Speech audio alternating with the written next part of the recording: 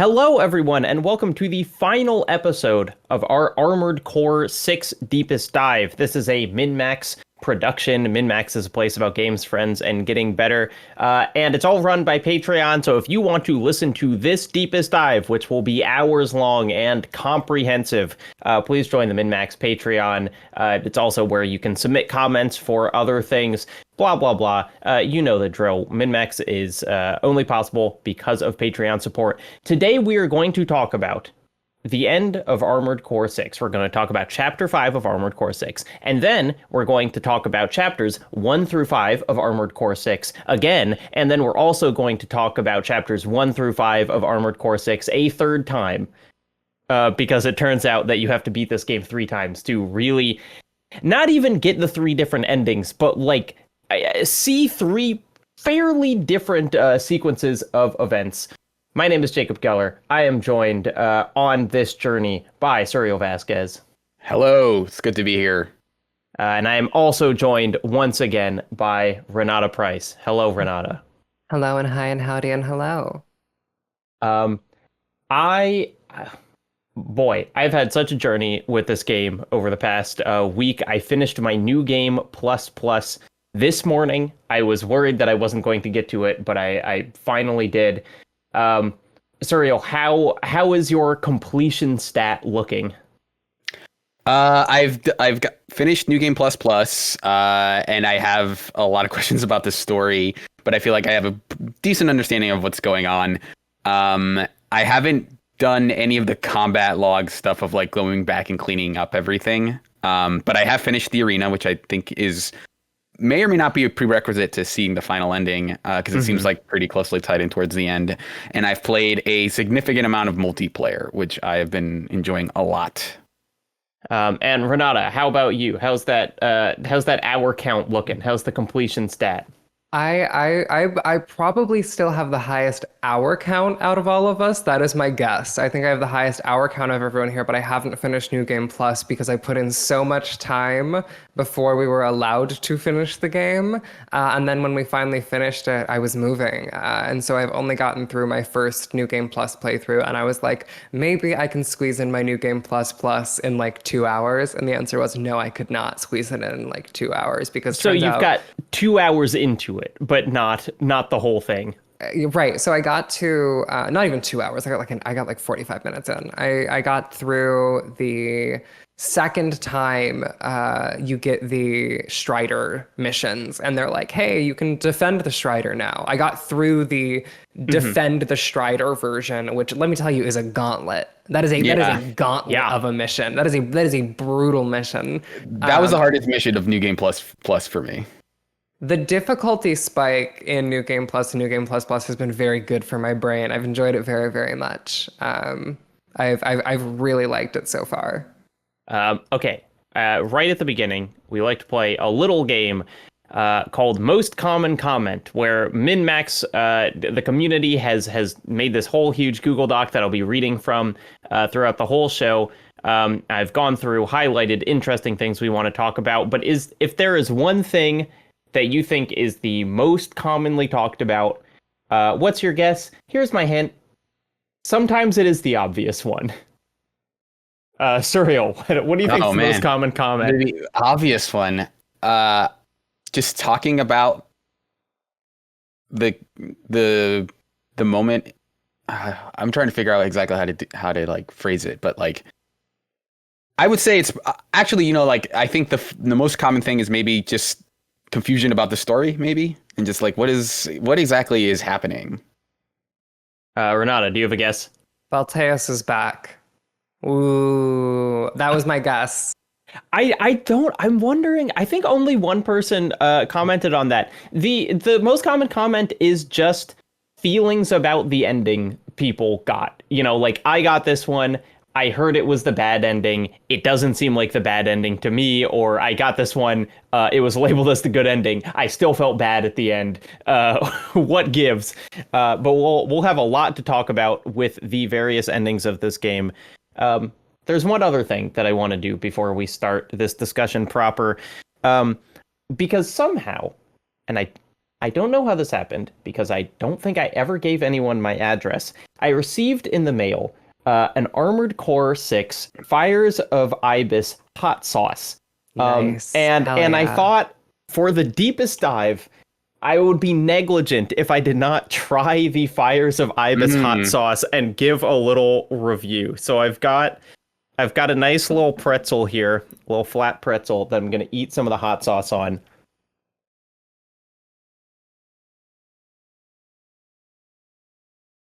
It's pretty spicy, Yeah.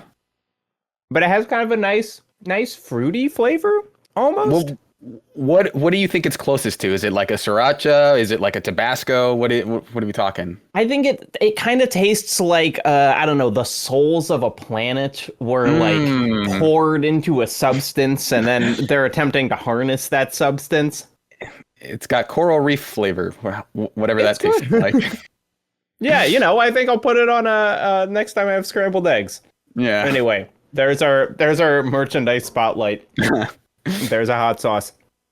Okay, so let's talk about I think we have like one mission in chapter 5 before things start really diverging. Which is this mission where you go back and you're kind of defending a big building. It's kind of similar to the missile launch building. It's a fine mission. Carla's there again for this one as well. Carla is certainly there, and what Carla reveals to you is that this building is not simply a building, but it is the top of a colony ship, and that colony ship is going to essentially drive the finale of this game in whatever direction you choose.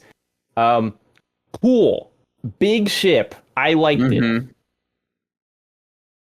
Yeah, it like I think these defense missions are not like the best showcase for the game because of like having to be in specific places at specific times and like like you're kind of incentivized to kind of push forward and take enemies out before they get to the tower, but then there's so many by the end that you kind of just are incentivized to just stay near the tower. But it's still pretty like set piece wise, I think it's still a pretty fun mission.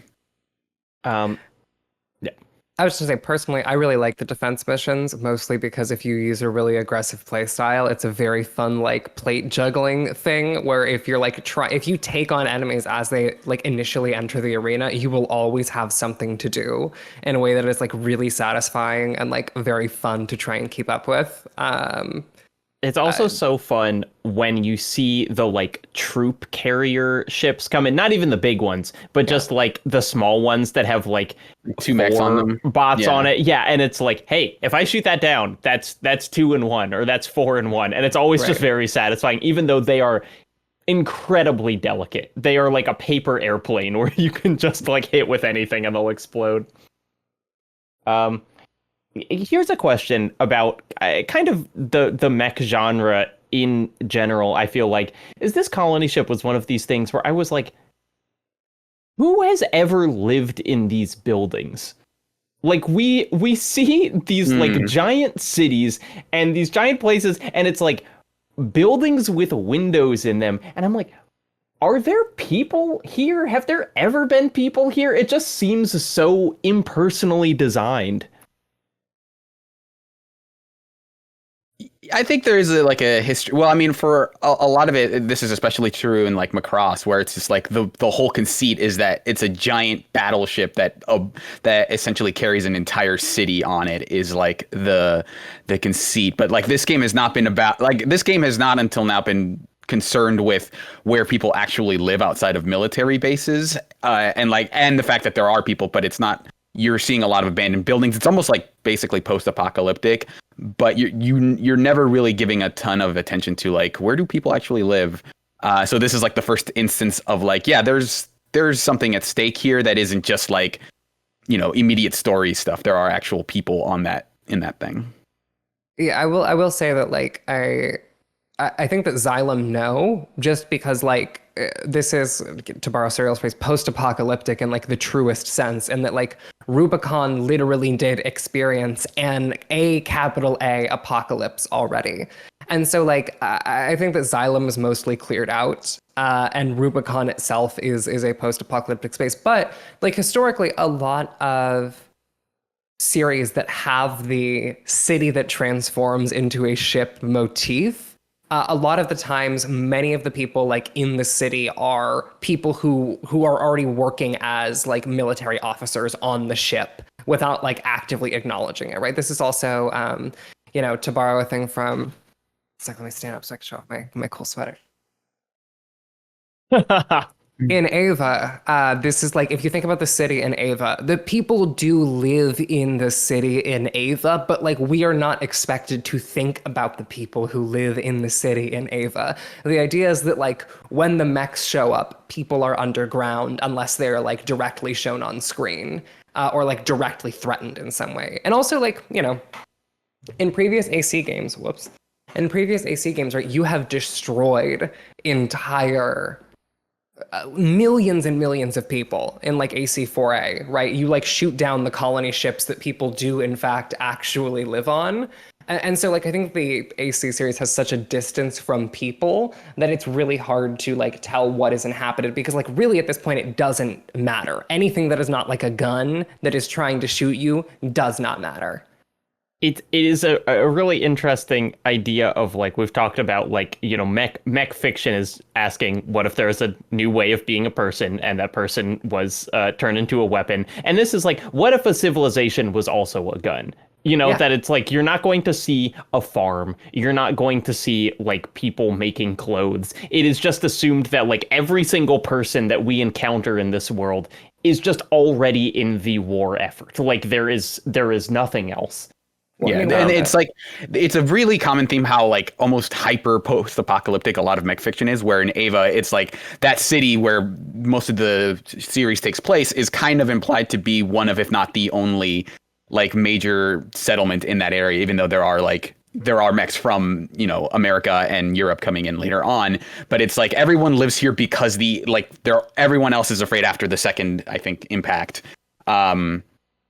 Or like Macross, where it's just like, this is, or like even something like Battlestar Galactica, right? Something that is not necessarily like mech inspired, but it is like everyone lives here. This is the entirety of human civilization is focalized in this one section. And then everything else is kind of barren. And then this is kind of taking a note from that, but it's not at all concerned with what that actually means, and almost just saying like, this is a huge high stakes thing that you should be concerned about immediately, right? Like this is where people live, but whether or not actual people live in there or what they're like, it's not something the game is interested in at all. Yeah, and sorry, just one last note here I want to bring up on this topic is that like this is like explicit in all but explicit in the game's like fiction as well, in terms of like there is no option, to return to something you were saying earlier, there was no option other than to be a gun.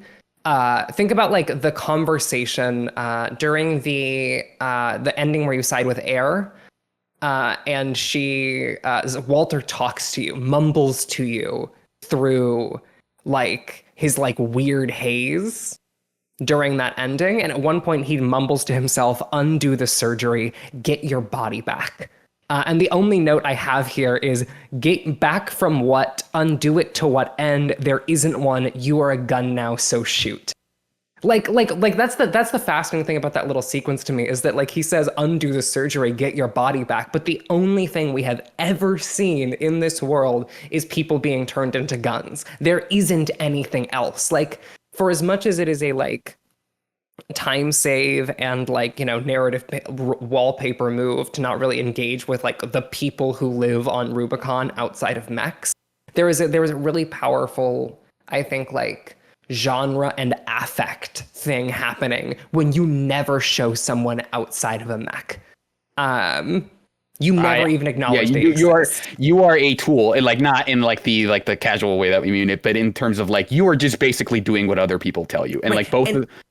Oh, go ahead. And everyone is a tool. There is no other option. The reason that kid was like getting in and being like, damn, I just wanted a call sign of my own. No one like grows up being like, damn, gotta get my mercenary call sign. Like that is in a world that is built around anything other than like in this weird mercenary empire, then like that's a crazy thing for someone to say when they die. But this is the only way to be here. Yeah, no one's like, I want to be an actor. It's like, I can't wait to be a musician. It's like, I want to be the best gun.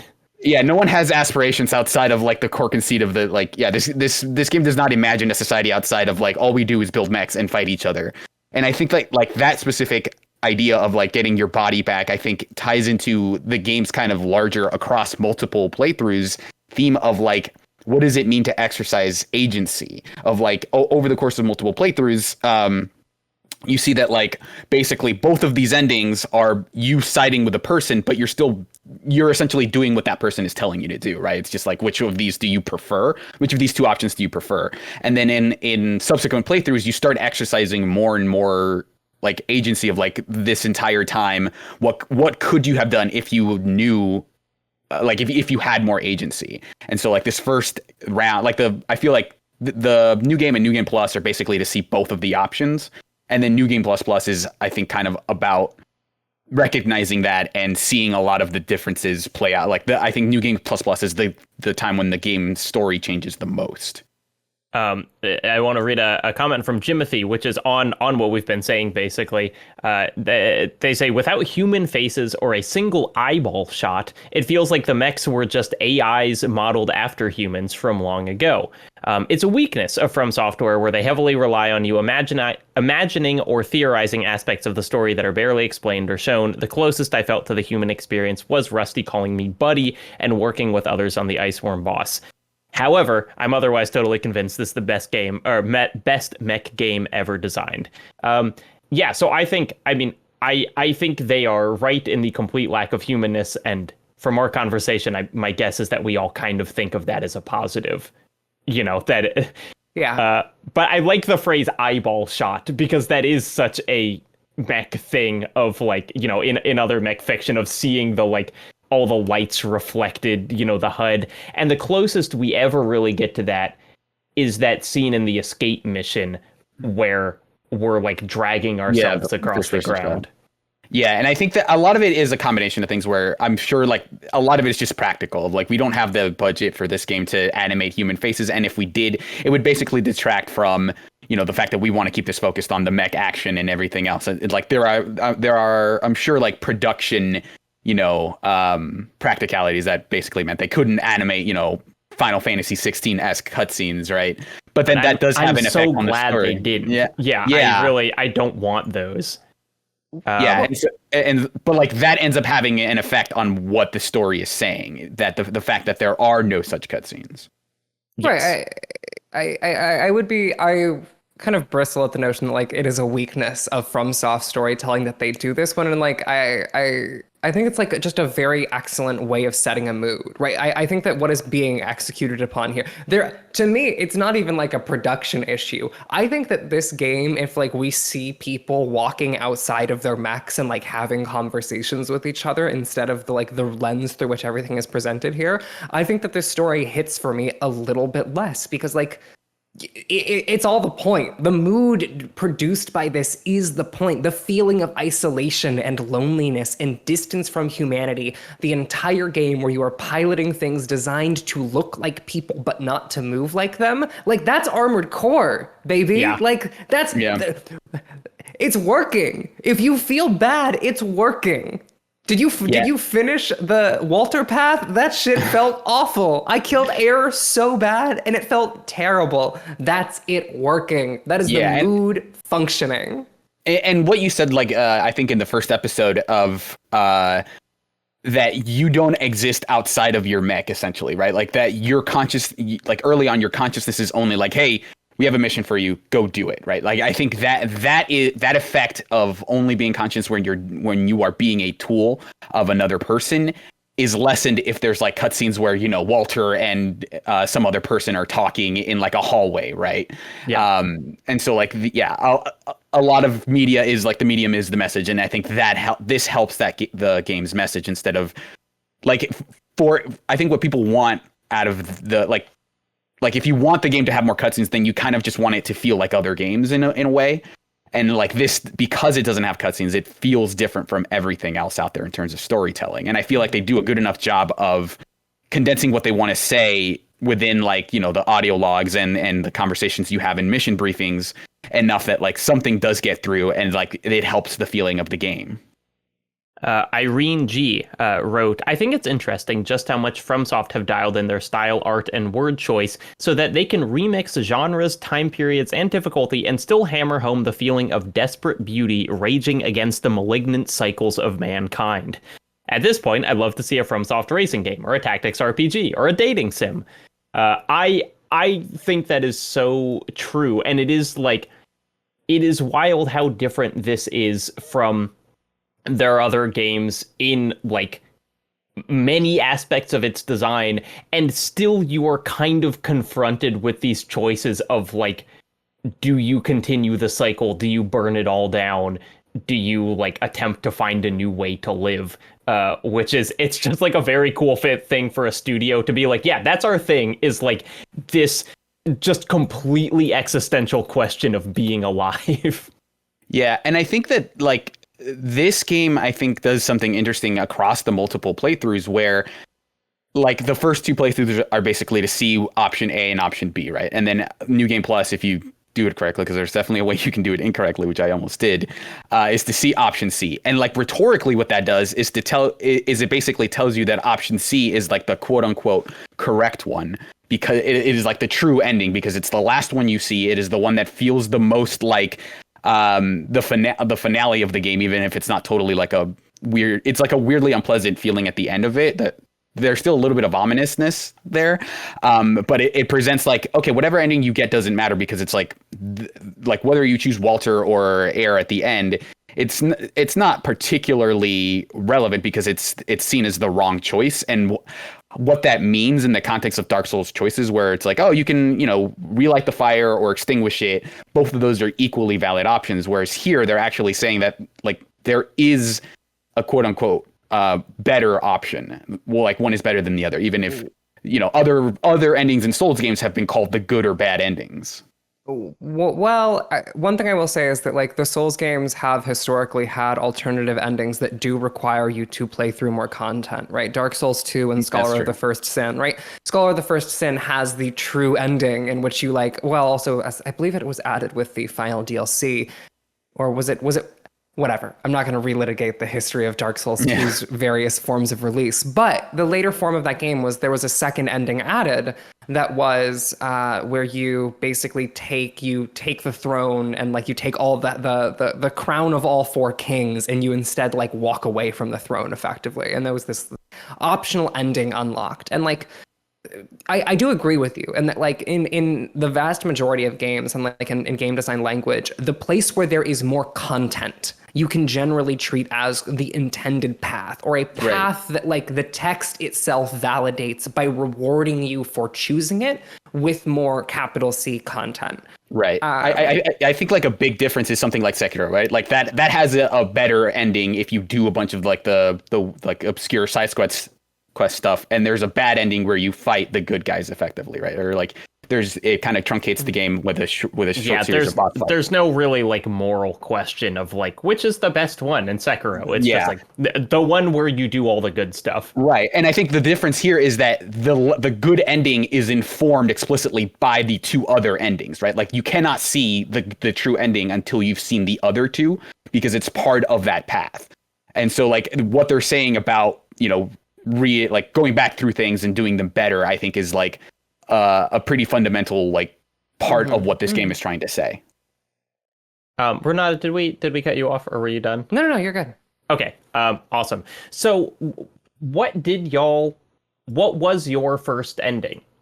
Which thing did you choose first? Because my first one was the I think the Liberator of Rubicon is how it's framed, where eventually you basically get a choice, and one of the choices is go and kill Carla, and then the other choice is do something else, and that is really the like, hey, which direction you going? You gonna go kill Carla or not? Which way, modern man? Yeah, I definitely sided with my girl Carla the first time through. And did the other thing, which I think both of those are like equally good missions. Because if you side with Carla, you basically get a mission where you're flying in the sky among a sea of battleships with infinite boost, and so you just get to like wreck shop So on sick. It reminded me of not a mech thing, but like the scene in Dragon Ball Z early on where Nappa is flying out and like testing out like the military might of the United States or like the world, and he like goes in and tears like his body through a jet plane and like just destroys it from the inside, where it's just like, we're just wrecking shop, we're just having fun here, we are not at all threatened by these planes, we're just gonna tear into them, and it's like a fun just like power fantasy. So your first one was killing Heir, blowing up all the coral. Yeah. Renata, how about you? My first was supporting Heir and fighting Walter, which is, may I add, a way worse boss fight than Heir. What a disappointing boss fight from Walter. Which is sad because I like the story that happens in that fight right? a lot more, Where but it is not as cool of a fight. Right, it's such a bummer because like Walter, that entire fight is like, if in the killing Walter path, he's like clearly been like effectively sewn up in this mech by, I assume, Arquebus, who has like put him in this old experimental mech that, like, of course he's the only person who can pilot it anymore because he was one of the people who designed it, blah, blah, blah. And so he's in this old experimental coral powered mech, and he's just delusional. Like, that's the thing that gets me about the line about him being like, oh, we can get your body back. That line is so pathetic to me because that line isn't for you. That line is not like to convince you to stop fighting. That line is to convince him that what he has done to you is okay.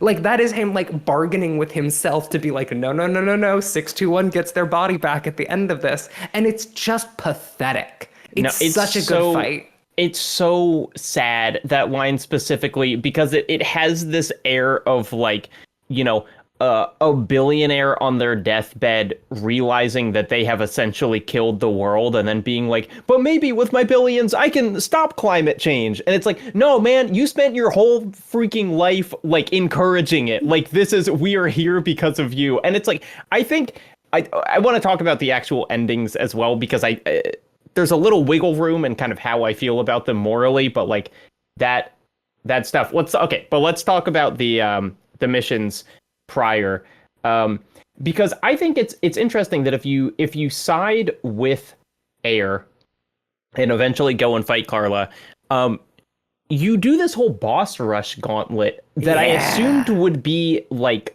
I assumed it would be paralleled if you did the other thing, and it's not. Which is really fascinating, because if you side with Heir, you go and you are stopping the colony ship from crashing into the whole like orbital oil platform that is pulling up coral, and you fight the smart cleaner. Well, I mean, first you fight like Freud or Snail, or you know, one of the Vespers. I think it's Freud. Yeah, it's Freud. Yeah. You fight Freud, and then you fight the smart cleaner again, with Rusty this time, and then you fight a new Balteus with lasers. With Snail in it. That is Snail. A real tough customer, I will say. That fight was, I think, probably my favorite moment in playing through this game in the latter half, was that fight you're talking about, Jacob, with Balteus 2. Because my experience of that fight is, I entered that mission with the will to choose. My weird night mech that I like talked about last time that uses moonlight. I grabbed the moonlight greatsword. So it's this mech that uses laser drones and moonlight, and this laser shotgun that like fires in these like big chunky spears. It's tremendously cool.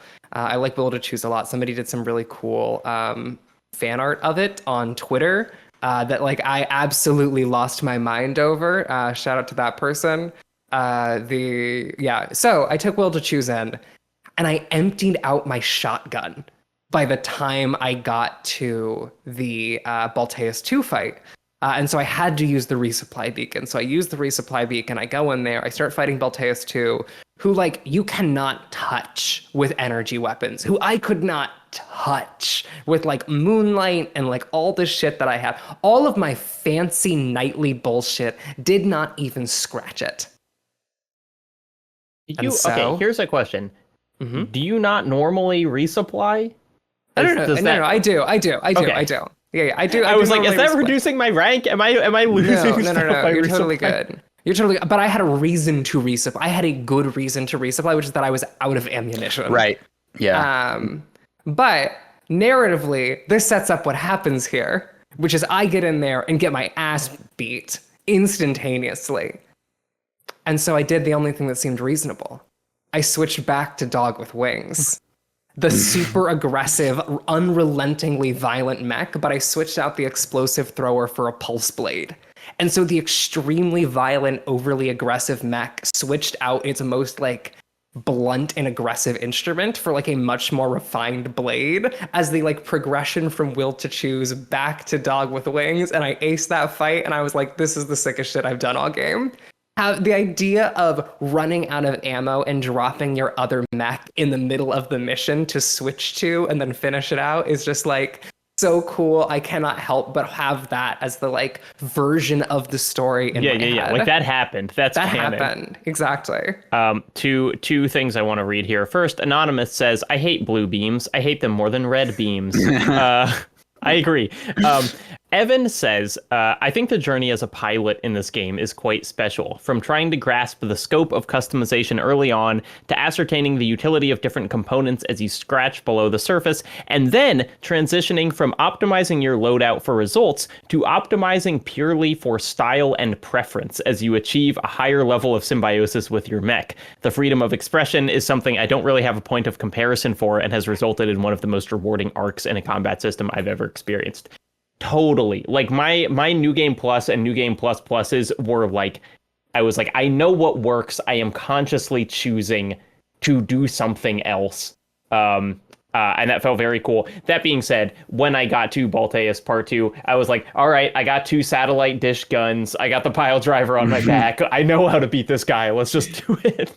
Yeah, I was actually on the opposite end where I hadn't used Songbirds at all during my first playthrough, and so I did this fight on New Game Plus, and so at this point, like I did a different build for each playthrough. So the first time I did a tetrapod, the second time I did like the giant spaceship tank build that you can get later on, and that build I basically had 2 lasers and then the Songbirds, and I think those actually ended up working pretty well because I was able to basically out tank him, and like when he's close to me and I'm close to him, I end up winning most of the time. But it did take me a few tries of just like, yeah, I need to get through that shield. I basically needed to like optimize it for like totally spacing out my attack so that like I have everything ready to go when his shield drops.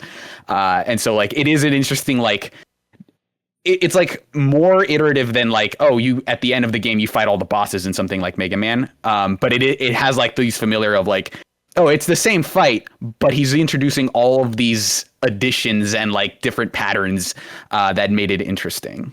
Well, I mean, like one of the biggest differences between Balteus 1 and 2 is that like Balteus 1 is mostly a missile specialist, where Balteus 2 is like almost exclusively direct energy fire. And is way harder to deal with in the like the ways that you can deal with Balteus 1 are not the ways that you can deal with Balteus 2. Also, another truly pathetic fight. What a whiny, pathetic end for Snail. He sucks so bad. As he wails into the uncaring dark of space, I am Arquebus, I am Arquebus. No, dude, you're a gun. Like, again, it is this like petulant child who has convinced himself that what he does means something. That he is Arquebus's like special representative boy, that he like matters to this thing, that he cares about it. And no, he doesn't. He knows he doesn't care about it. And at the end, he can't even acknowledge that. He just whinges and pretends that he gave a shit the whole time. It is just like, what a pathetic dude. I hate Snail so much. My number one enemy. The implication that he has a higher purpose than just retaining power is like the thing about Snail that is like, oh, I am effectively like the Lord of Arquebus, but it's like in my mind it's like Michigan was more or less the guy running the show, and he was just but he's like not the kind of person who wants to be like the leader. He wants to be like the de facto. Yeah, it's like at least Michigan wasn't like lying to himself about what he was. You know, right. Michigan is just like, yeah, I'm a guy who kills people. Like that's what I do.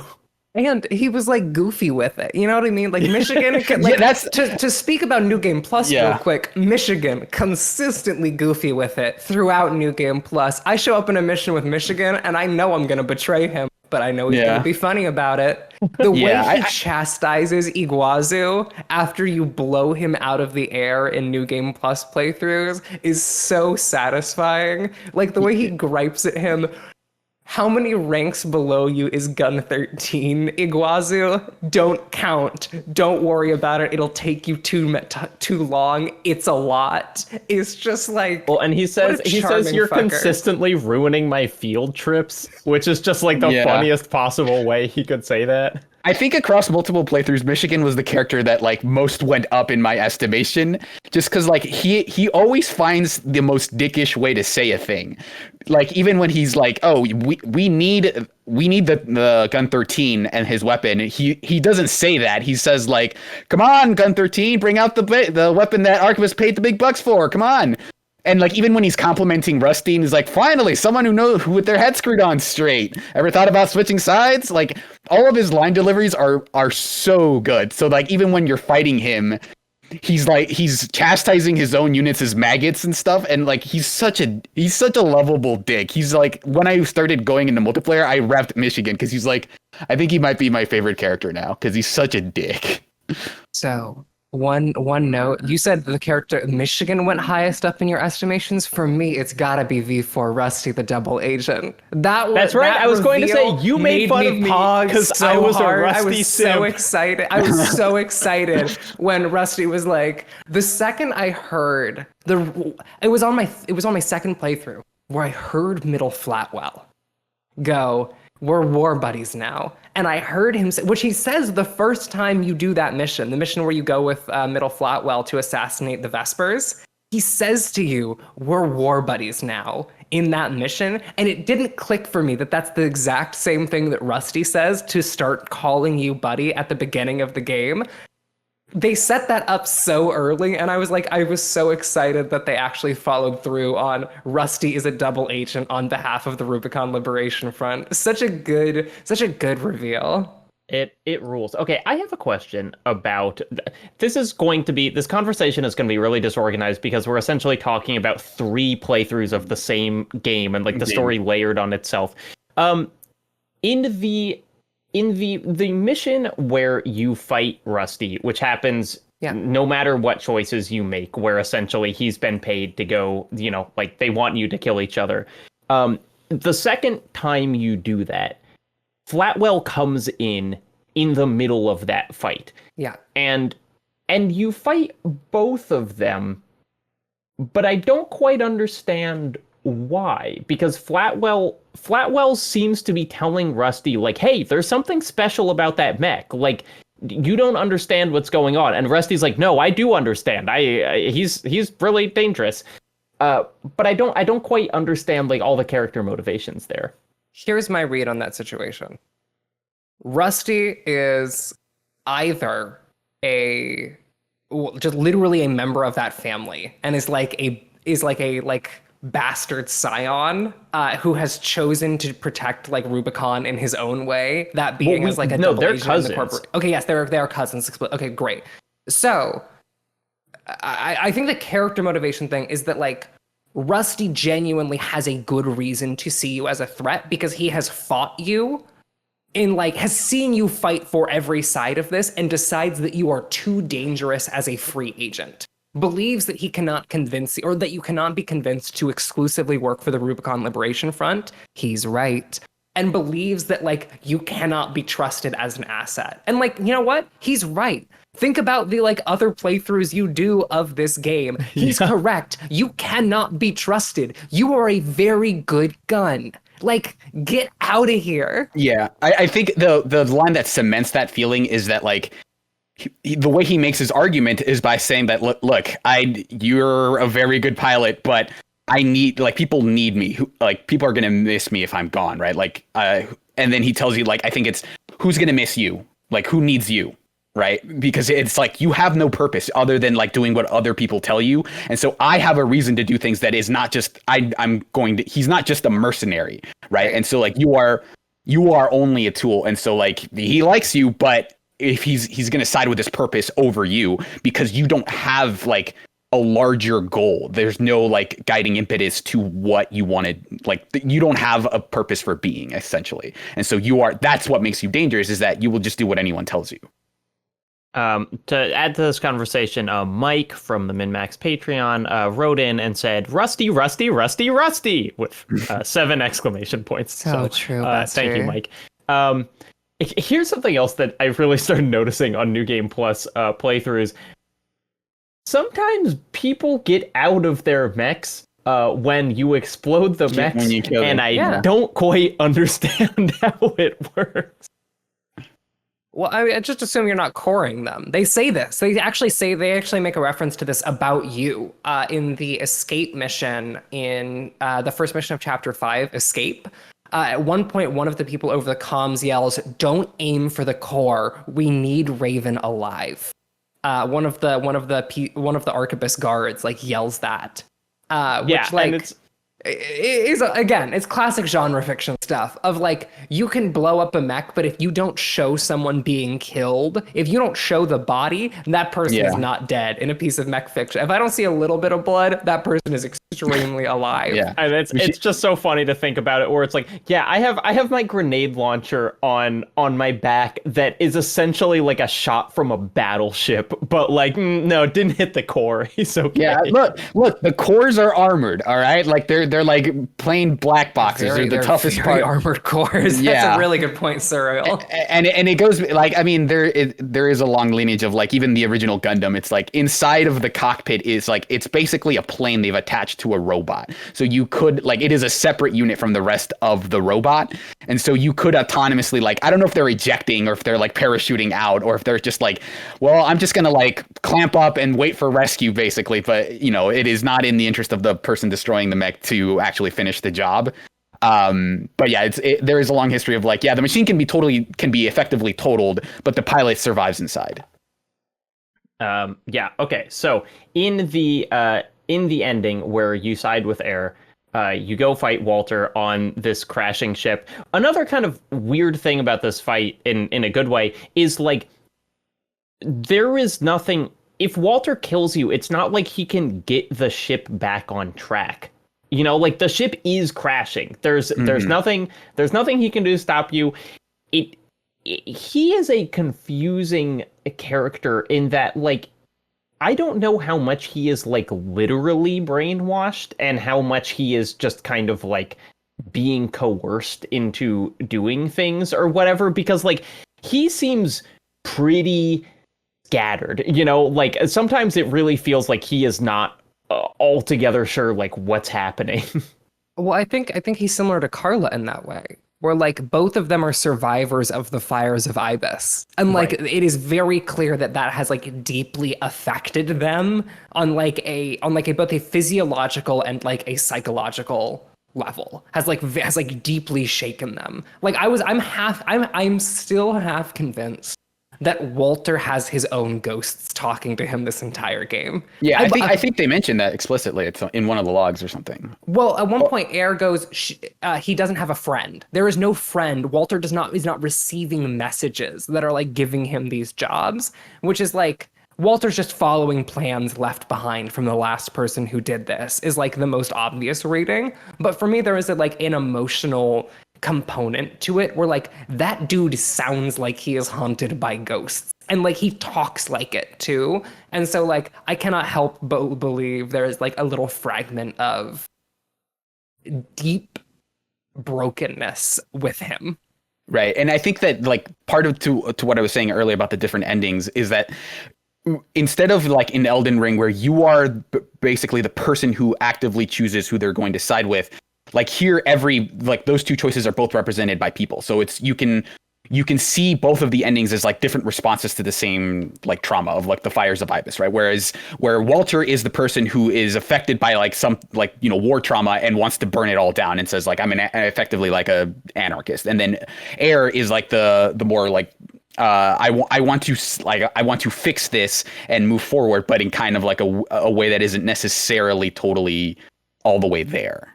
Well, I would resist the description that Walter is an anarchist. Like, in fact, Walter is like a deeply conservative character.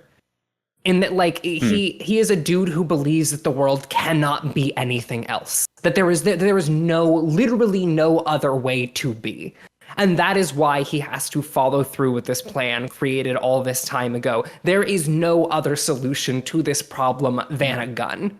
Right? And Yeah, so, I think that I think there is kind of a thin line there where it's like I think both acknowledge that the current system is busted, right? Like they both see like the corpse doing like continuing on this way is like not great for everyone. But I think like Walter's reaction is to just say like get rid of their supply sources by just this and as like the collateral of destroying the entire coral system and basically screwing over the Rubiconians is something I'm willing to accept. well, wait. The only reason Walter's doing this is to prevent the fires again. Is to prevent another coral explode. Like, he doesn't care about the he doesn't give a shit about the corporations. Like, dude does not at any point say like, damn, I do not like working with these corporations. It is, I would like to prevent another coral explosion. He has a very clear goal, which is to prevent like this very specific event from happening. Wait, I'm sorry. I'm confused.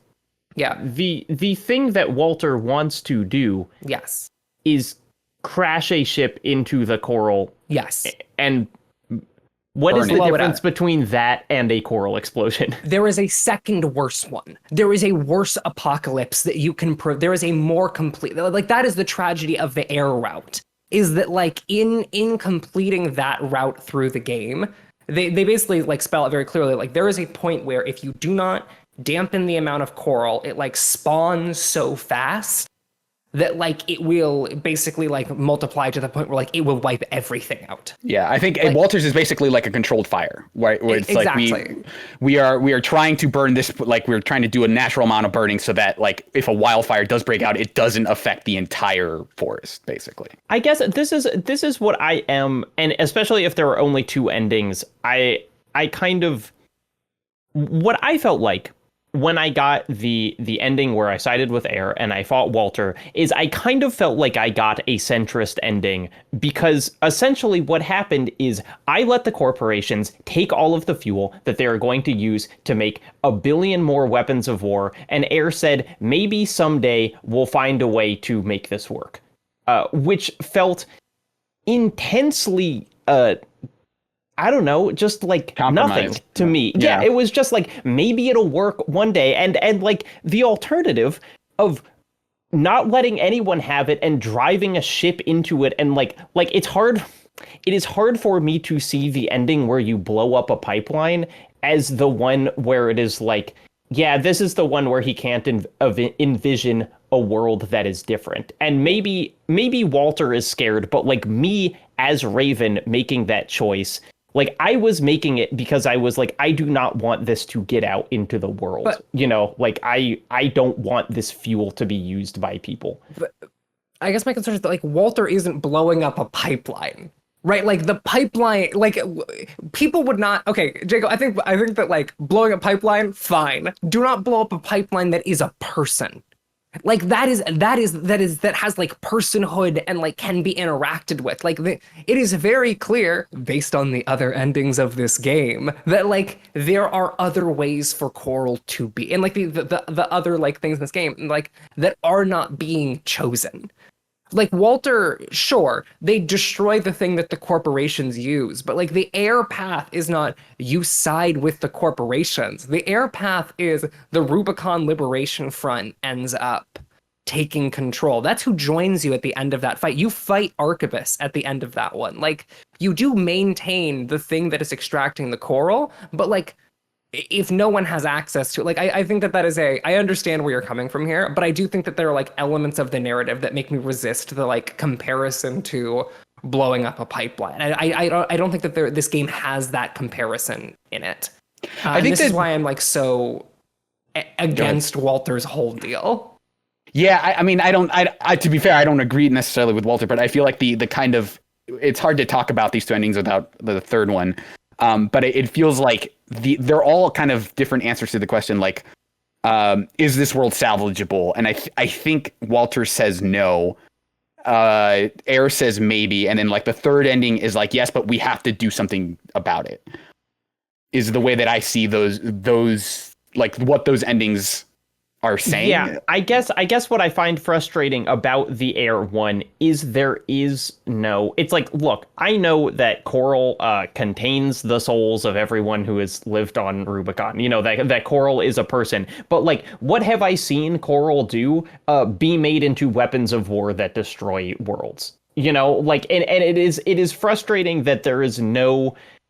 Like until you get to New Game Plus Plus is like there is no indication of like what Coral is going to what's going to be done with it other than the Liberation Front just having this massive well that they are saving somehow. And like I hate to be kind of like the like plot hole guy, but I do just feel like they couldn't win against another corporation and suddenly they have the most valuable resource in the universe just piled up for someone else to come and turn into a Death Star. Like that's what it feels like at that ending.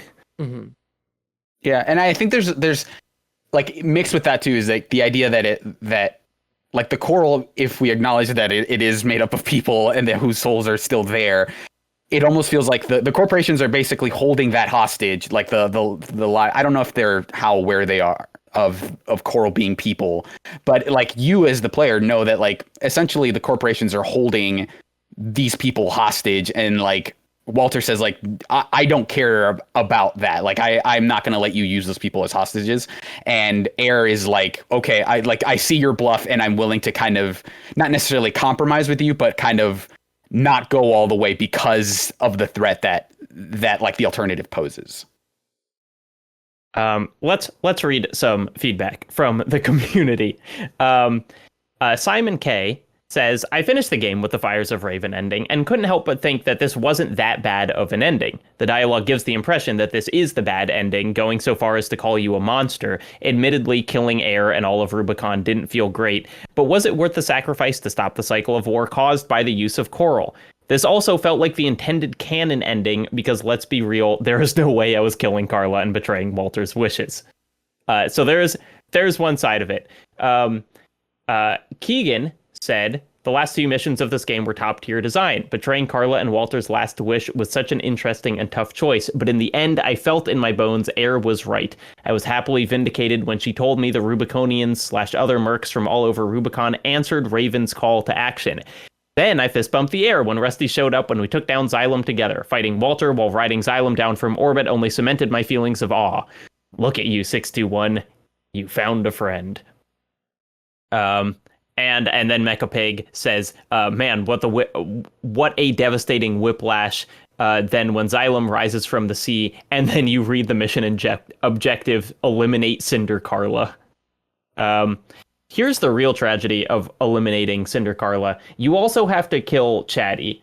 And I feel for Chatty even much more so than I feel for Carla.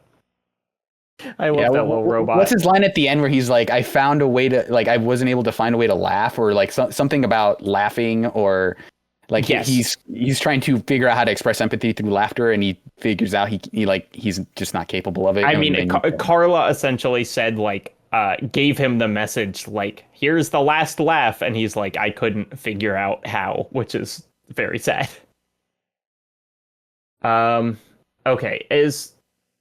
So let's talk about, we've talked about fighting Walter a lot and what he does. Let's talk about if you side with Walter and end up fighting Heir. First off, Suriel, as you mentioned, there's a mission where they give you unlimited energy, which is incredibly cool. Yeah, and you're basically in the air the entire time, which is like as like the as a unit that was very like I was high capacity, low recharge, and just knowing that I didn't have to worry about that, like just flying through the air is like a really tanky character was like a super fun power fantasy, and just being able to destroy those ships so quickly. It's such a cool mission because it's just the longest you've ever been in the air, and it's just like this sustained thing of like going through and wrecking all these ships one by one, and the way you're moving back and forth across these like giant spaces, and like the ships function as a good way to like give you a visual reference of like how much space you're crossing if you just like how quickly you could move if you had infinite boost, and just seeing like here are these giant objects in the distance that you eventually close in and there are more behind them gives you like this really powerful sense of space of just like I am flying 4 miles, and it's really, really cool. They're also Carla is doing what I think of as the Legolas thing, where it's like she's counting the kills for each of you, and I don't know if there actually is a version of that mission where she kills more than you, but yeah, it's very fun. And then you fight Heir, who is essentially a kind of like a revamped Chapter 4 boss. Renata, as last week you said that the Chapter 4 boss was kind of becoming your Jetstream Sam. Did you this fight, which I think we all agree, a better fight? How'd you feel about it? Huh? The Heir fight? You think Heir fight's better fight? Yeah, I do. I don't. I don't think it's a better fight at all. I had so much more fun with the fires of with the Ibis himself. I really enjoyed the Ibis fight, and I thought the Heir fight was good, but it was not the Ibis fight. I'm sorry. I meant better fight than Walter. Oh yeah, 100%. Not better fight. Okay, sorry, I was like, wait, we talked about this. Yeah, 100%.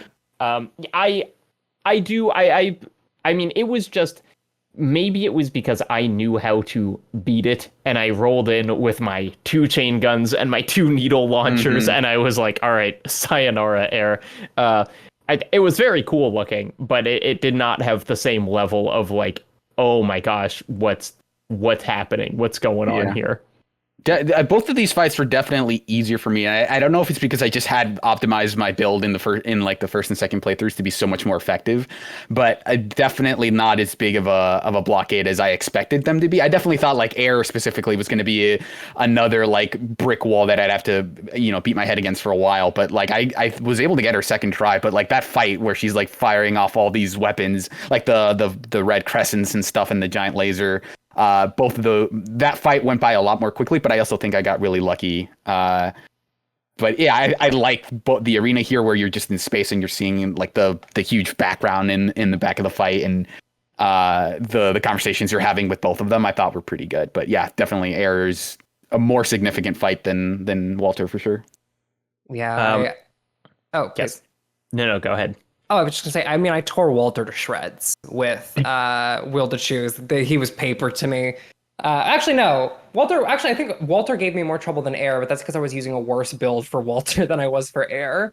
In Heir, I was like, oh, I'm doing something a lot more effective and better here. But the Heir fight was fun for me because I returned to the build that I originally started the game with, the White Raven V1. I updated it for my New Game Plus playthrough, for the second half of my New Game Plus playthrough, to the White Raven V3, which was like a redux of the original that was extremely fun to use. Yeah, okay. So I want to hear about, because I definitely did at the start of New Game Plus, I was like, okay, here is my mech that I'm going to kind of try and stick with throughout. So what's White Raven V3? What's its deal?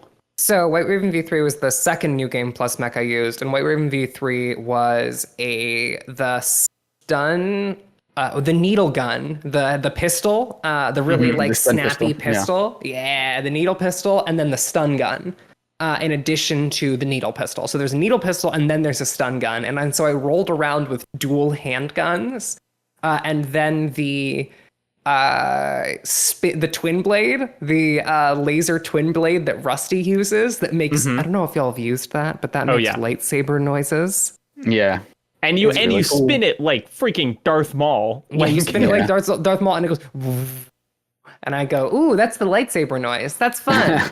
And then finally, on the right shoulder, I use let me remember here. The right shoulder was, I believe, a bullet orbit. Now that I think about it, because I wanted to have more stagger, because that build is, if it's lacking in anything, it's not great at stagger. I think I have a bullet orbit. It's either a bullet or a laser orbit. It's some kind of orbit to help me out during that fight. That's interesting, because my major struggle building new mechs and kind of like trying to be like, I want to do something cool with it, was essentially figuring out like you need kind of a raw damage source. Yeah. And like, especially if you're building like a light one, I feel like it's easy to kind of be able to like, okay, I can avoid all the bullets, I can move super fast, but like some enemies are just damage checks, and like even those twin blades, which look super cool, like they don't do as much damage as just like the pulse sword or whatever. They do if you stagger. If you stagger, I believe their direct hit adjustment is way higher. Okay. It's because they do like 12,000. I think it was like 12,000 damage for a full combo on a staggered enemy. They're about as effective as the chainsaw in terms of like raw damage output if you catch someone with them. And you were able to reliably get staggers with the needle and stun gun. Yes. Because the stun needles rely on like the electrical discharge system, which is a thing we haven't talked enough like a ton about. It's basically like one of the only like status effects in the game, if not the only one, where it's kind of a separate meter that is only relevant to those weapons. I think there's that, and then there's the flamethrower, which has and the flamethrower causes it's again, it's kind of a strange effect because you'd be like damage over time. No, it's that when they are staggered, they take more direct hit damage if they're on fire, right? And you take more stagger damage when you have. It's basically like an overheating of your stability system, and so you take way more stagger damage and take more direct hit damage. Yes, when you have that status effect.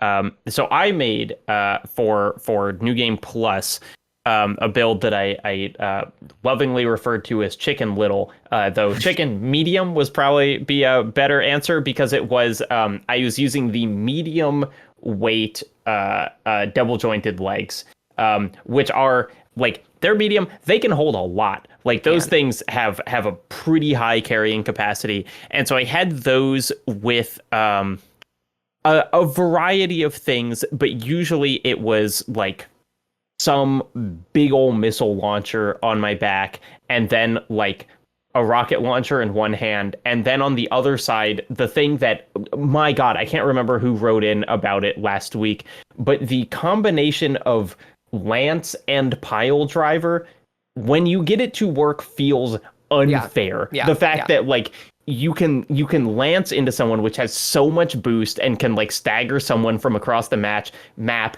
and then you are touching them, and so you can just pull out your pile driver. I mean, like I would kill ACs in their like introductory dialogue with that. It was unbelievable, and I used that with some slight variations through like most of New Game Plus. Suriel, how was your... I think of you as like driving like the space Cadillac, especially because you got that like the big kind of floating tank bottom, right? Yeah. So like for my first playthrough, I used the tetrapod, which I liked because of the hover stuff, and I ended up like when I fought Heir, I basically had dual Gatlings and the stun needles, and like those were just gonna keep it simple. Just I could run at you and mash the button and hold the buttons down and just get kills that way. And then for my New Game Plus build, I switched to the giant spaceship, which looks like if you watched Tsunami in like the early 2000s or 1995, it looks like the giant spaceship that Tom piloted in the Tsunami promo stuff. Yeah. So I piloted that, and just like that was the heaviest thing of like you can basically put whatever you want on this thing. And so I was rocking. I switched to the super heavy lasers. I forget what they're called, but like the blue lasers that you can charge up. Is it the one where there are like 3 of them? I think it fires 2 shots. Yeah, I think it fires 2 or 3 shots. Yeah. So I fired those, and then I had heard about the Songbird, so I used those for most of it, and it was pretty effective for most of it. Just like one-shotting everything, or like regular enemies, and just really easily staggering people as long as I landed my shots. And then for plus, that was when I fought Walter, and I thought that's a cool mech. I'll just use all of those components. So I just basically co-opted his entire build and thought like, what is the heaviest output that I could have on him? And so I went laser lance, and then I basically just built my entire thing around the laser lance, where I had the laser lance, I had the long nose pistol, and then I used that on a different one, and then a Songbird. because I didn't have enough weight to actually put a fourth thing on my shoulder, which actually helped because my right bumper is busted. So I was just, I just won't use that button then. And I swapped different things for the Songbird. I had by the end of it, I had the soup missiles, which are super cool. Wait, which ones are those? Those are the ones that are that have the trio of 5 pods that they look like wings, basically. Oh, yeah. The Carla ones, right? Yeah. And so they're constantly switching out, you fire out burst of 5, and then there's this awesome animation where it's switching to the other pod of 5. And so that my New Game Plus Plus was just I want to laser lance everything.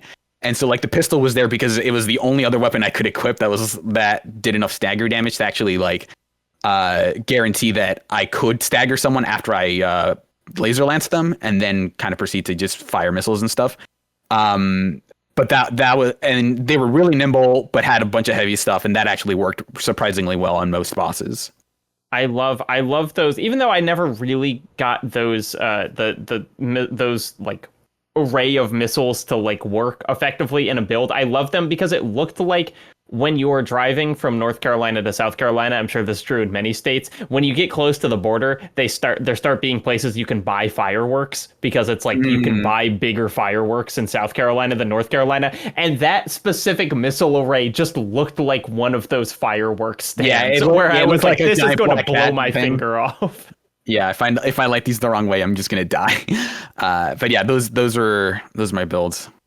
I will say I finally did get a missile boat to work. Didn't work well, but it worked okay. The missile boat I ended up using was Byzantium, which was a mech that was just, I believe, has 3 different missile launchers. 2 on each shoulders, 1 as a handheld siege missile launcher, and then a laser lance as the final thing. So basically it was just designed to peck people away from a distance and then dash across the map in this one massive stab with the lance. And that's what it took for me to get my missiles working properly, was to get 3 of them. I actually really liked, on specific missions, especially because you know what they're going to be going in on the New Game Pluses, doing a 3 missile build and picking one of the targeting chips that is specialized for multi-lock. There are some where it is a lot of the kind of defend the objective things or whatever, where you're just I'm just going to have a lot of targets and they're all going to be pretty weak. And so being able to split 25 missiles between 4 targets pretty quickly is really, really fun, and totally makes you feel like you are, in one of the classic animes where you have those just million spiraling missiles chasing after people. Well, I will say the fun thing about the missiles that I used was only one of them had multi-lock. And so instead I was having to whip my camera around to get a lock as fast as I could, fire off one set of missiles, and then spin around and just trust that the first set of missiles I did would do enough damage, and then swing around to hit someone. It's a very satisfying way to do a missile build. I ended up finally liking one for that reason. Now I will say my favorite missile of the game, I was only able to use in the last mission, and I might go back and try to S rank some more, because in the second to last level you find coral missiles. You start finding coral based weaponry in New Game Plus Plus, and you get a coral moonlight sword, and you can get a shield, and you can get some guns that shoot it. But the coral missiles are they're a charge missile, which I don't think there are any other ones of those. And they have huge impact when they land, but if you charge them all the way up, they will actually shoot lasers at your target while they are flying to them. And the real final boss of the game, I think I only got through as effectively as I did because I had that coral missile launcher, which was very cool. I like those constant pressure tactics, and to your point, Jacob, that is actually having the quad missile build where you have the 2 handheld missile launchers and then a bunch of reinforced the shoulder missiles. There is a name for that amount of missiles. It's called Macross Missile Massacre, and it's just the shot where you see a thing unload, open all these pods of missiles, and you just see all these streaks of smoke coming out of the mech. That is definitely a mech genre thing of just I'm just going to overwhelm you with missiles. It rules. Mason Cowell wrote, I truly love this game. I got all 3 endings and S-ranked everything and had fun every minute. Early on, I found that dual shotguns plus melee weapon plus kick was the most efficient way to play, so I ran through all the campaigns with that build. I beat it one more time with dual energy pistols and had a lot harder and more satisfying time that way. I like that there's so many ways to play the game, but I do wish it was a little more balanced for weapon viability. I agree. I think my biggest complaint about the building system of the game is just like it feels like you have to work so much harder to get some builds to work, and sometimes that's fine and you can kind of like, express yourself through that, but it's just like it just kind of feels like kinetic weapons and explosives outclass energy weapons in like most scenarios. And I was not really able to, like, I was messing around with lasers and with plasma and like trying to get them to work on my builds. And it like, I always kind of reverted to like, it seems like grenade launchers or, like regular bullets are probably going to do this better. Ren, I know you had like a totally laser focused build. What's the I don't know, what's the secret? Like, what did you figure out something that made it work? For me, it was like having tools that could actually like stagger enemies effectively. And like after that, laser weapons really shine because they do a lot of damage. And if you have, arms or, something with like, if you have the proper, well, one thing I'll say about damage is, Jacob, what arms were you using? And did they have energy weapon specialization? Because energy weapon specialization can increase your damage by like, basically there's a stat tied to your weapon, tied to your arms that suggest what weapons they are best suited for. That does not just describe their accuracy, it describes how much bonus damage is done on top of it. So there are some cores and arms that are better at doing energy damage than others. Yeah, I think that's the thing I learned about energy weapons is that like it's another case where like you need to be able to figure out how to like see the more granular stat breakdown for weapons, because the game condenses all of that into weapon specialization when you're just looking at the default menu, but it doesn't tell you what weapons it's specializing in. So you need to look at that menu and say like, are these energy arms or are these like other kinds of arms, basically? I assumed that it was like energy usage somehow, that it would like mitigate the energy that it took. I didn't realize that it was just like stacking on damage. Yeah, so it's an additional damage, and also like you just have to have something that can stagger. And so like when I ran Will to Choose, that was an entirely laser focused build, and so I used a laser shotgun, a laser orbit, and then the bits that this game has. I'm forgetting the name of them, but they are the drones that you can deploy. They're funnels effectively from Gundam. And that build, basically the way it worked was I used Moonlight in order to apply my stagger damage, and then my laser shotgun, basically laser shotgun and Moonlight apply stagger damage, charge up laser shotgun once the enemy is staggered, does a ton of damage, hit them with the sword twice while they're staggered, and then deploy the drones, and then just never stop pressuring. Always have it like the thing that got me through laser weapons was being like, okay, cool, I always have to have at least one of these firing at every given moment because it takes a long time to build up stagger, and like I cannot have my weapons all on cooldown, because if I do, then I'm gonna lose the stagger and then have to like restart building this from scratch. But once you got the stagger, they were brutal in terms of damage output. Not quite like the chainsaw, but definitely good. I wanted the chainsaw to work so bad for me, and I had so many problems with just like getting it to actually dig into them. That was I felt like every, I would get it and it would go slice through them and it would do like 90% of their health, and I would just be like living, and then I would do the same thing and it would like bash them and like push them away, and then I would not get the rest of the hit. Were you using the charge attack there? I experimented with both. Got it. But it just, I don't know, the melee like range and detection, especially when you're at slightly different elevations, can be pretty dicey. And a lot of that you can just, adjust for. You're like, okay, my sword's not going to hit well if I'm directly above them. But for whatever reason, I really tried to make the chainsaw work. And and it didn't. That's all with PvP. Something that I am very curious to hear about, and Suriel, you are the only one among us who has done this. But like, what is the PvE environment, or no, PvE, sorry. What is the PvP environment of this game like? What is just competitive multiplayer like? I think right now it is a lot of people realizing that the stuff they used in single player does not like stun needle lasers were super popular when I started playing because that's the thing that I feel like the game all but tells you like this is a good weapon because it works against the worm and it works against Cell in chapter 4. So everyone just kind of sticks with that because it's really powerful. And then realizing that like the very precise single shot weapons that do a ton of damage are not as good as like just constant aggression in multiplayer. I will start off by saying like this is a fairly limited implementation of multiplayer in ways that I kind of dislike and like for various reasons. I like there's straight up no matchmaking. It's all lobby based. So you have to just go in and find lobbies, and there are 3v3 matches and 1v1 matches, which are pretty different in terms of what works and what doesn't. But yeah, I feel like I started playing multiplayer before I finished the game, and I saw like the most common weapon was the soup missiles, like those wings. And so like I started using that because everyone was rocking it in multiplayer, and they seemed pretty effective. But like the stun needle was like the first weapon that I saw that everyone was using, but no one was actually landing kills with.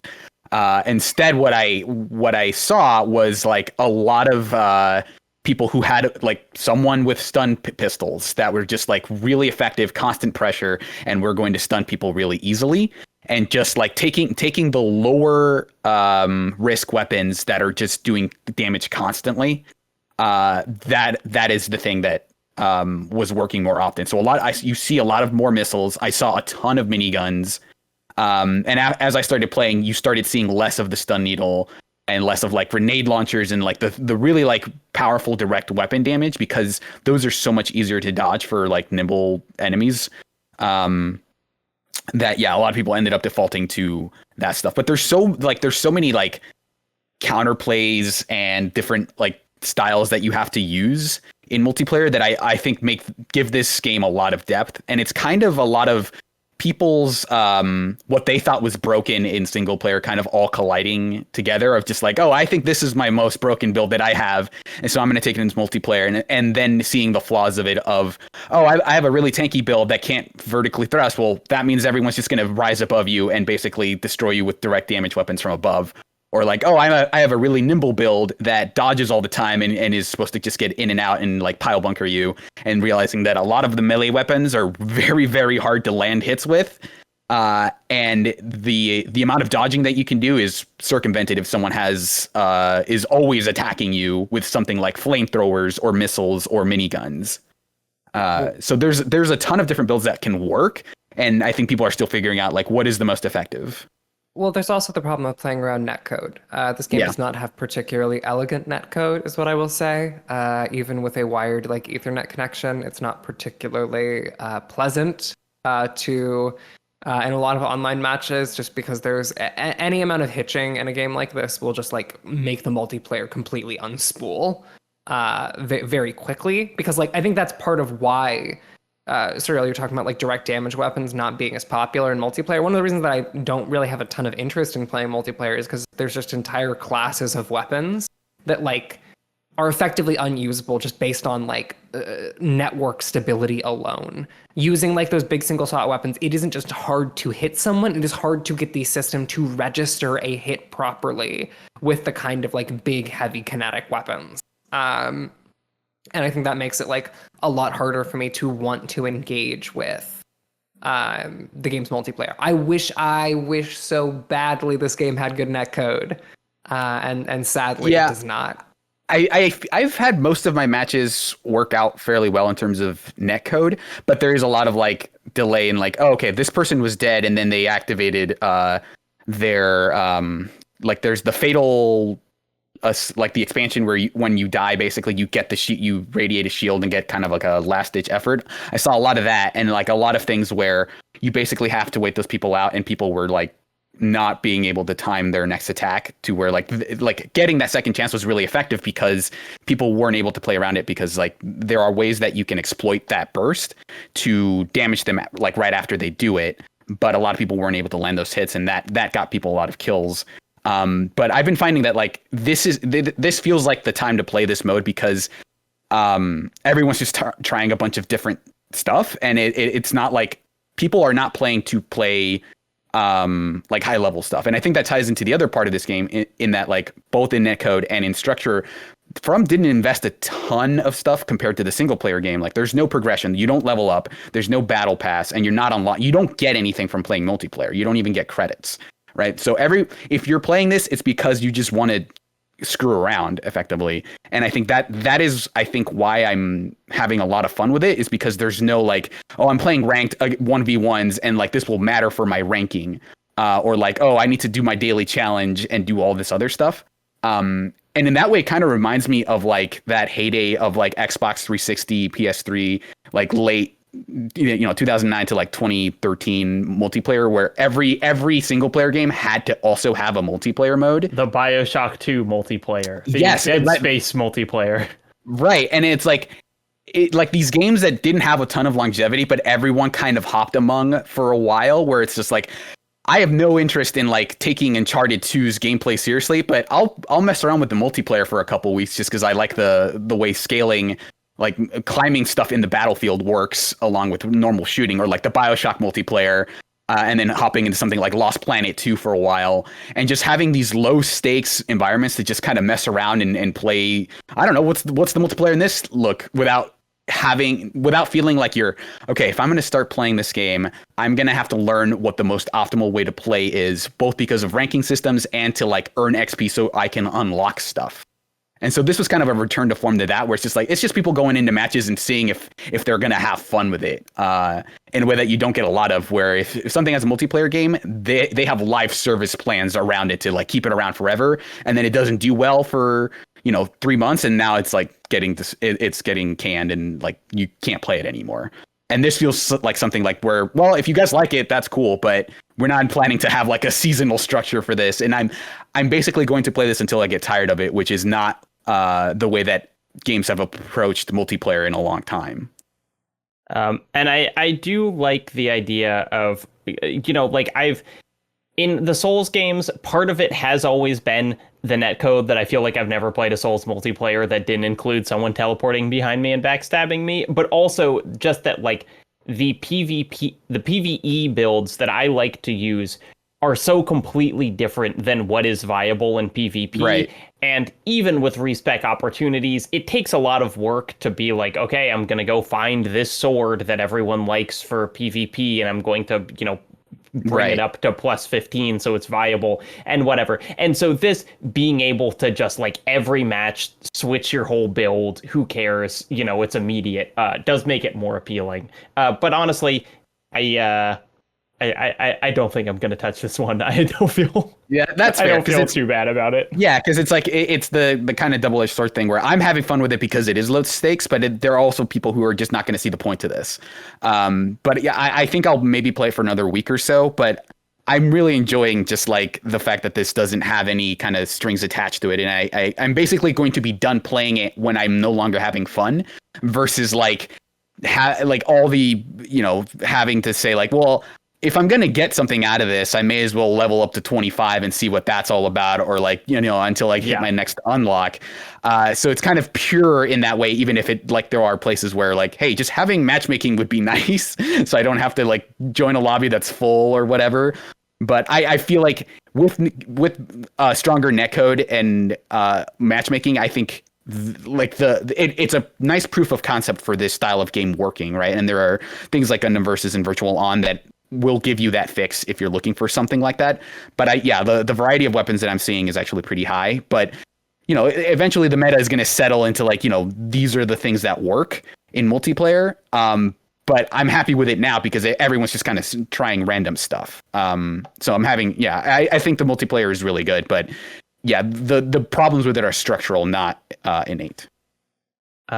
All right, I think this will bring us to the next topic. Starkiller says, I really love how the end credits seamlessly roll into New Game Plus, with a little bit of meta-ness sprinkled on top.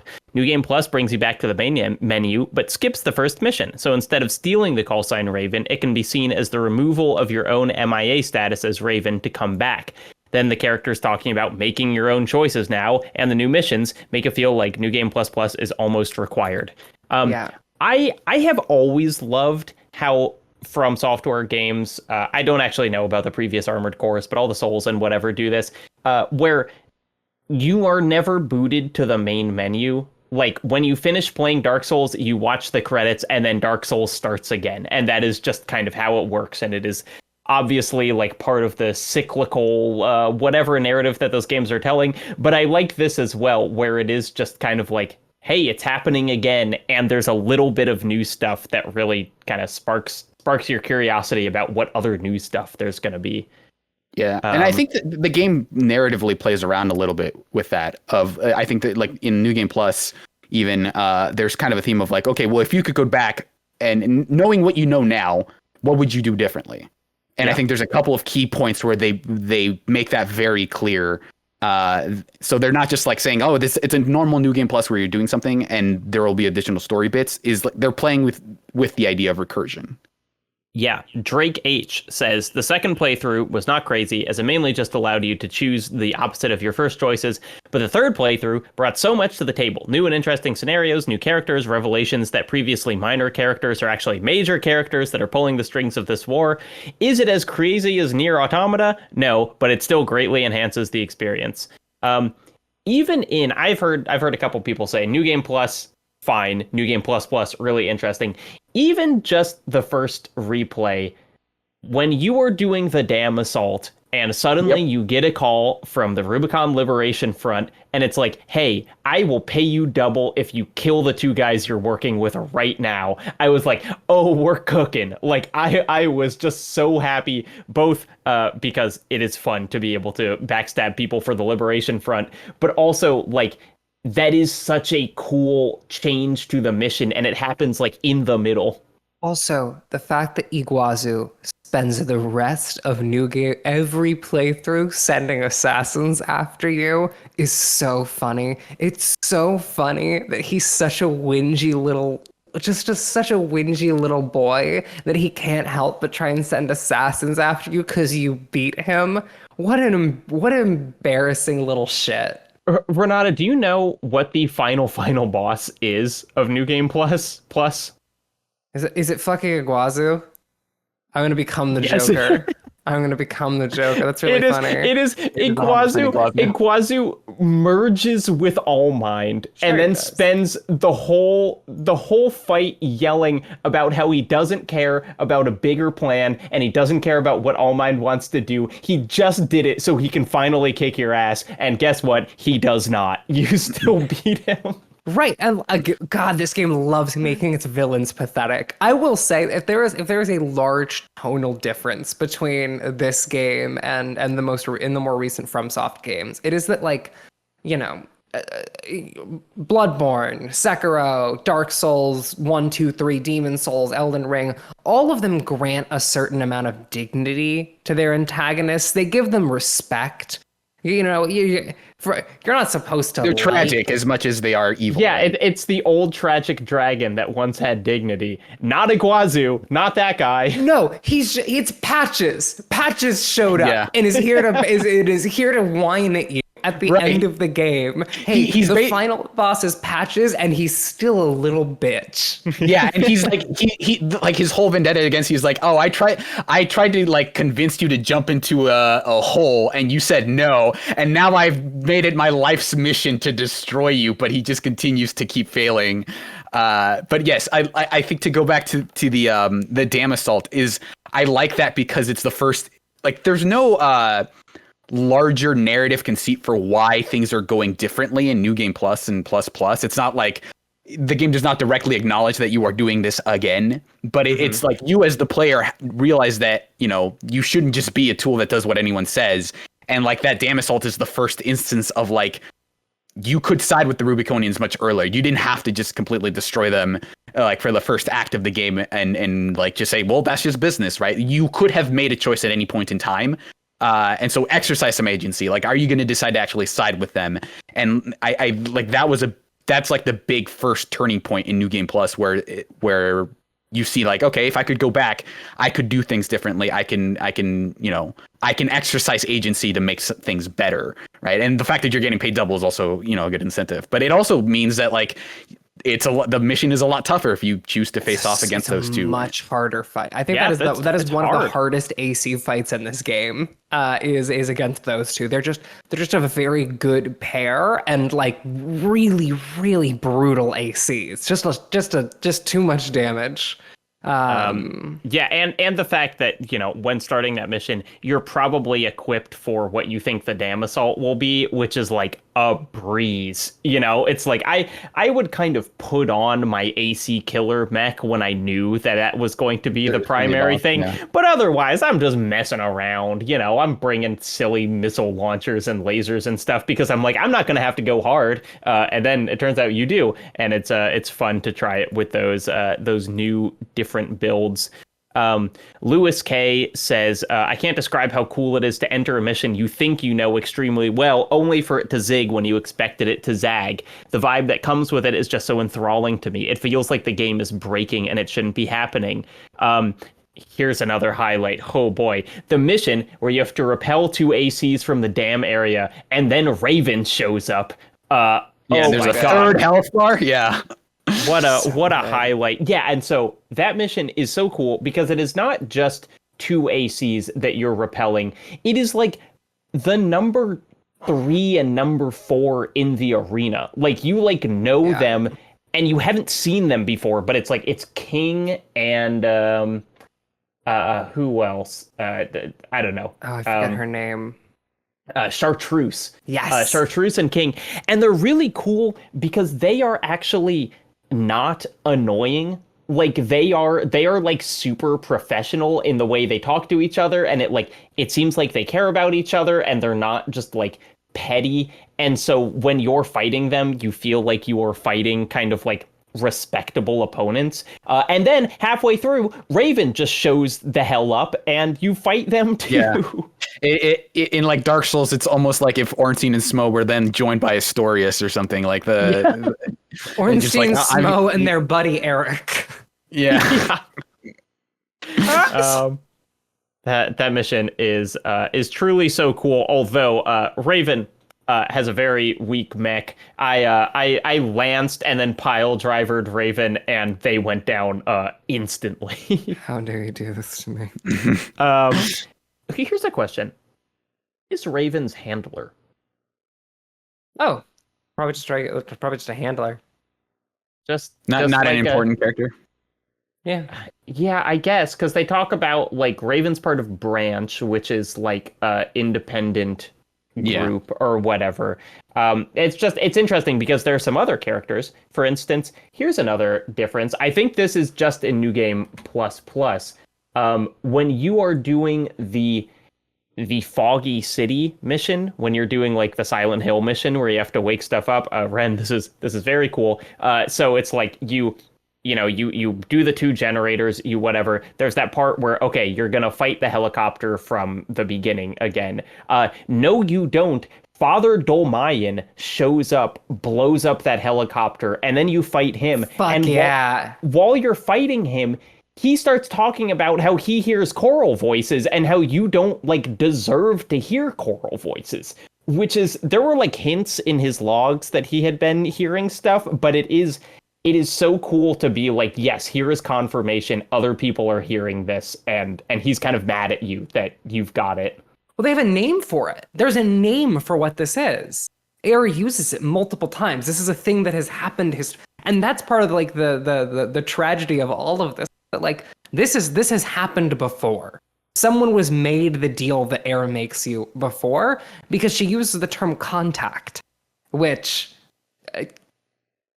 Just a quick personal note. At one point, I played a TTRPG where I played a character named Echo, who had a machine god living in her head with her, who was named Contact. And so playing through this game was really the most possible. Like, damn, they really did this one just for me. Thanks, guys. A video game I think has ever been. I even got my content. Well, and especially New Game Plus Plus, you kind of have a machine god living in your head because you're kind of doing missions for All Mind in Plus Plus, which is really fascinating. Yeah, which they start seeding in New Game Plus with like the additional arena stuff where it's like, oh, All Mind's kind of screwing around with AIs. And I wrote they've got you training an All Mind LLM. Like, yeah, exactly. They're trying to figure it out. Which did not sit well with me, but they're doing something with that, which is cool. Okay, so let's see. What are more interesting New Game Plus missions? Flatwell joins Raven in that fight in New Game Plus, right? Like that's the. Well, or is you that plus take on no, you take on Vespers with Flatwell.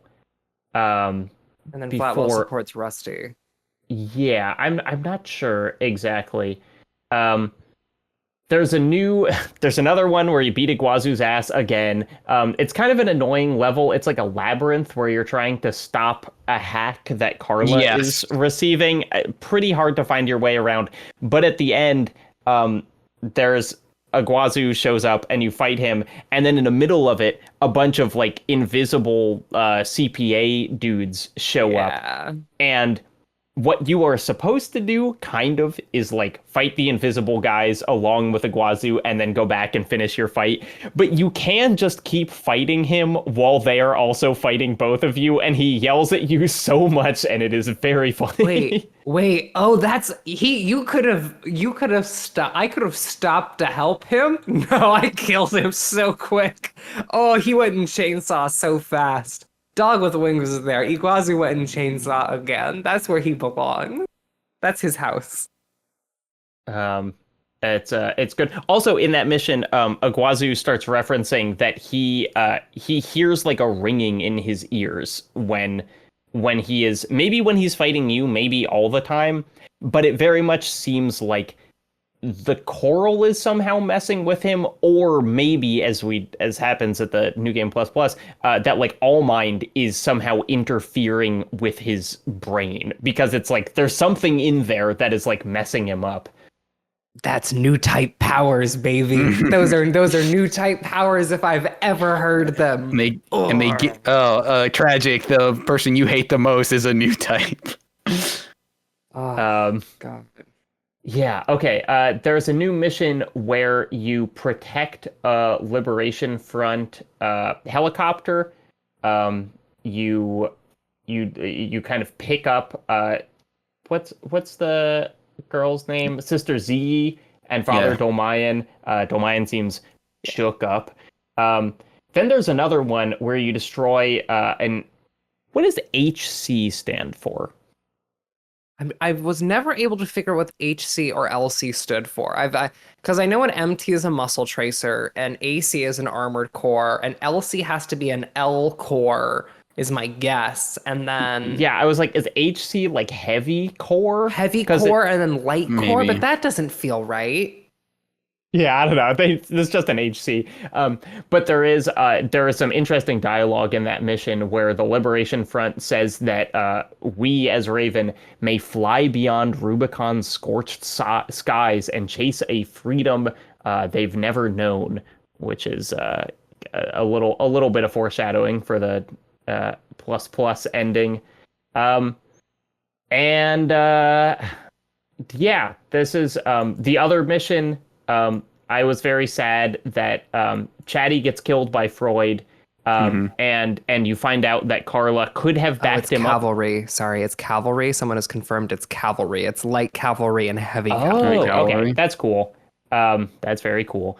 So it's this interesting perspective into the relationship that Carla and Chatty have, where Carla was like, I could have backed up Chatty, but I never did because it felt like it would be like taking his personhood away, which I think is in this question of like what is a person that this game is kind of wrestling with. I think that's kind of an interesting take on it. Yeah, Well, yeah, that was that. It's a really fun detail because it shows how Carla specifically thinks about what it means to be alive. And it's just like it's a really good detail. The idea that if Chatty could be brought back, he can no longer die and experience mortality is like such a fun and like sick idea, especially given the player's role, like relationship to death. I think it's very cute. Here's a weird thing that Frog Heaven wrote in about. Did anyone else find the ghost mech in the Chapter 1 mission, Grid 135 Cleanup? On the opposite wall from where you enter the big room, there's an entrance to a secret room where you encounter a mech that Walter says he, quote, can't see. Not quite sure yet what the ghost mech is, but I think it's implied it's All Mind. It's implied that All Mind is stalking 621 from the beginning. A fun, hard-to-find bit of lore that has me wondering what else is hiding in these levels. That is really interesting. I did not find that. I did not find this mech. Neither did I. That's sick. Okay, let's see. I think New Game Plus, that's more or less it. Here's something that happens in New Game Plus Plus. There's a new mercenary who you've never heard of before, whose name is Kate Markson. Jared Pierce writes in, just got to New Game Plus Plus mission that introduces Kate Markson, the mech that isn't registered in the arena and seems to not exist in PCA's database either. The game is very good at telling an interesting story with very little time spent on telling it. Kate? What is Kate Markson? It feels like I've seen some speculation that she might just be like a AI that All Mind uses to like coerce you into kind of doing their bid by saying like, oh, someone else is totally in on this and also able to like someone else is helping you out here. But it does feel like this is kind of her figuring out what AI, like what is the most optimal form of AI. And this one is a more human one where she can impersonate an actual person. But the fact that she has no one's ever heard of this lady before, and now this is all new, does make me think that it's probably just like All Mind trying to coerce you into doing her bidding. Yes, that was my thought as well, but it was kind of disappointing just because I was like, she seems cool. I want more missions with Kate, but you only talk to her in one mission. So checking the Reddit, it appears most people's theory is that Kate is just an AI. Yeah, created by All Mind because she uses the same weapon. She uses the exact same builds and weapons as one of the, I believe, Mind Beta in the All Mind trials that you do in New Game Plus. Before you get to New Game Plus Plus, she uses the same loadout as one of the mechs in those testing trials. That's only shows up in All Mind related missions. In the New Game Plus Plus, I did do another mech again, which was essentially, I had never taken a build from any of the, every time you beat someone in the arena, you get their like schematic or whatever, so you can do that. And I had never done it before. But I took the first, they start unlocking more arena matches again. So in New Game Plus, you fight like All Mind AI prototypes, and then in New Game Plus Plus, you fight ? Like it's not super clear what they are. They are just kind of like more AI testing out, but they're also kind of Coral related because you do fight like Walter's mech in there, and eventually you fight Ayers' mech. But the first one is just this really light, really slick looking one that's got essentially all Alba parts. And I took that build and then put some different stuff on it. And it was like a very simple build as compared to what I had done before. It was just like machine gun, sword, some stuff on the back, but it was just so fast and it used a Coral generator. And I was like, this is my New Game Plus build. And I went through pretty much the whole campaign with it, which was very fun. There's a mission that pops up right at the beginning, and it says escort the mining ship. And you think, oh, cool. How is the story going to change if the RLF holds on to a mining ship? Turns out you don't have to wonder that for too long because you start the mission and it explodes immediately. Right. I think one thing about like choices specifically in this game across multiple playthroughs is that they often don't necessarily, like outside of the Chapter 5 one, there's not a ton of repercussion, like lasting repercussions, right? That this isn't like Baldur's Gate 3 where it's like, oh, because you did this thing a while ago, this person's going to remember that, right? Like a lot of the choices are like very short diamonds where they're like, oh, this might happen, you know, you might get another mission, but everything kind of basically wraps up within itself really quickly. And how that deals with like, well, you can make choices, but how much of an impact do any of them really have? And I'm not totally like sure where, like, I don't have like a larger thesis around what that means, but it's interesting that a lot of their choices are like not meant to be like super long lasting. Well, I mean, it does apply flags, is what I assume is happening. I mean, well, we'd have to see like a data dump or like a more like thorough analysis of like how the game's like systems work. But my assumption is that, like, yes, the plot does diamond out, but what it does do is, like, when you do something like, for example, betray Iguazu, it sets a flag that, like, Iguazu is going to attempt to assassinate you a few other times, right? What it's doing is setting a variable then, like, later missions are, like, checking to be like, okay, cool, if this decision was made earlier, add this to the mission as opposed to, like, a fully alternate branching path. The world definitely does respond to the choices you make, and characters definitely do comment on them, and like missions go a little bit differently, even if we're not talking about like drastic branching here. That I think is like worth. I mean, like I think that does tie into the game's big joke. The joke of Iguazu? No, the joke of your name. Raven means the will to choose. It's a joke.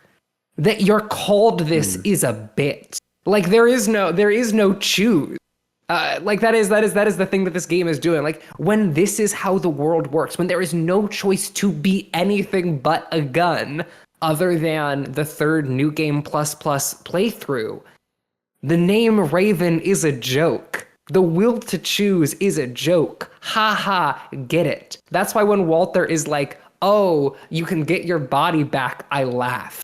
Because, like, that's not how any of this works. Yeah, you can't, like, exercise autonomy in a world that does not allow for it, right? Like, you can make all the choices that you want, but, like, if there are larger structural things getting in the way, that, like, your choices are still limited by outside forces. I mean, I don't think it is, I don't know. I would not call it a joke. I think that it is ironic through most of the story, but I do think the fact that the game culminates in you essentially making the biggest possible choice anyone could ever make is is relevant. That part is you fulfill your destiny eventually by making a choice. Right. Here's an interesting comment by Sean Mills. While this game has invited a lot of comparisons and contrasts with From Software's other works, the game I kept thinking about while I played this is the original StarCraft. That game has a similar mission structure where you get mission briefings from the main characters in between missions, and it touches on similar themes of augmented humans fighting over limited resources on barren worlds. I can't help but wonder if StarCraft Ghost had ended up becoming a series if it would have eventually looked something similar to this. Talk about diamond paths. The reality where StarCraft Ghost becomes a thing. Yeah, that's interesting because it's like there are a handful of choices in StarCraft that kind of affect unlocking secret missions and stuff, and one of them is pretty major. But I hadn't thought about like the parallels to StarCraft specifically, but it's a relevant bit for sure. There's another cool new mission where you're fighting two PCA guys, and then Cataphract, the weird tank with legs, just rolls in the middle of it, and you start fighting it too. Another, like, introducing a boss halfway through another fight, which is always a good bit. The other, like, what I like about that and like the missions where they do change things up is that it's a good use of difficulty because it is so easy to like, oh, okay, I'm seeing a lot of familiar things. You know, all the story speeches for like a lot of the missions that aren't altered are the same. So you can just skip these and kind of like, you know, put the game on silent, put on a podcast and just kind of blast through it knowing that like, okay, there will be eventually things that'll I'll get to the important bits later, but then like when the game does kind of surprise you with like, oh, now you can make a choice in the damn mission, or like, hey, you're gonna escort this ship, but like this is like a difficulty spike. That escort the mining ship mission is such a stark like, oh, I had no idea what this thing is, and it's not like they're not bosses, but why am I having so much trouble with these like hovering HCs? I like that because it like augments the shock of, oh, this is different. And to say like, oh, I have to actually pay attention to this on subsequent playthroughs is like a good, coalescing of theme and game. Maybe my favorite new mission, because it has such a different feel than the other ones, is there's this one from Allmind that you get where Allmind is like, we cannot let anyone get any coral. We can't let the corporations get even a shipment. And the whole mission is you're just standing, I guess you start in like a spaceport and then you go into a canyon and there are just ships flying away full of coral and your only job is just shoot them down.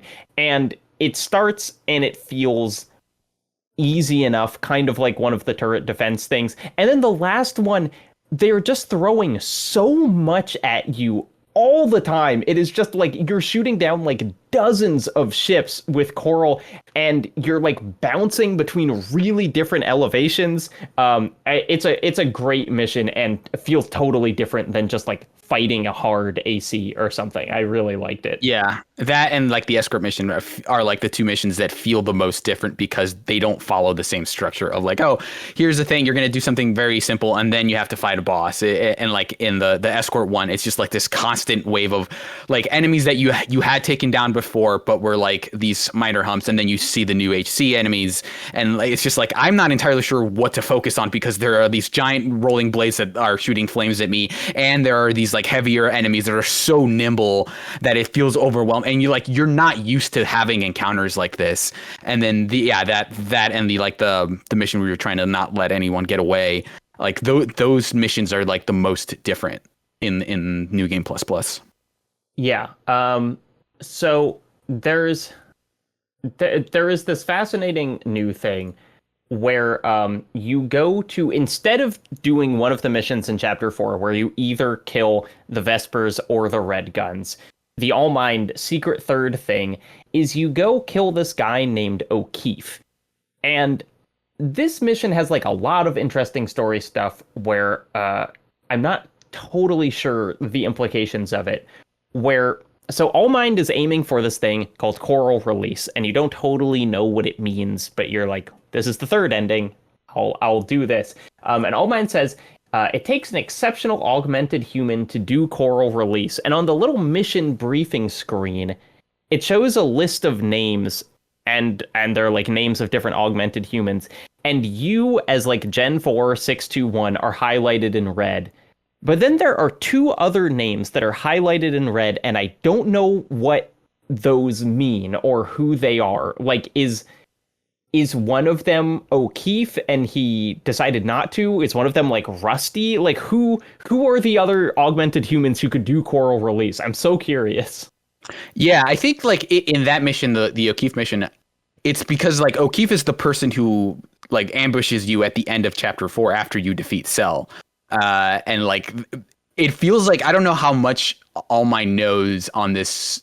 Wait, no, it's not. No, that's Snail. No, that's Snail. Yeah, Snail is the one who shoots you with the stun gun. This is the Eliminate V8, V3 mission, or maybe. I'm not sure. Oh, he's the one who's going to go into the thing, and you're supposed to ambush him while he's doing a mission. Yeah, it's like the laser grid thing, and it said.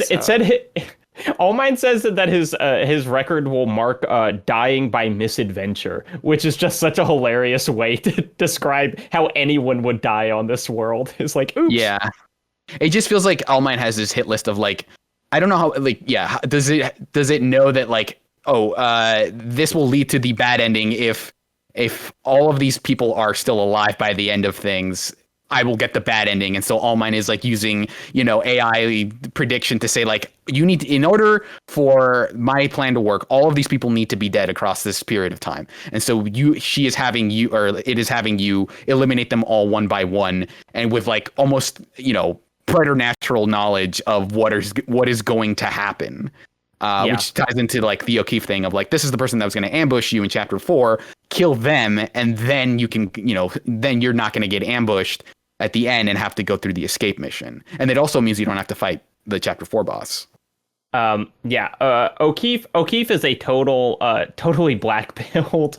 O'Keefe, the whole mission is saying things like, eat your bland rations, drink your coffee-flavored sludge. Sure, it sucks, but that's being human. And it's like, it is this very funny, like, nothing good can ever happen. Don't try to change things. And so, then that makes you think, hey, what if I did? What if I changed things?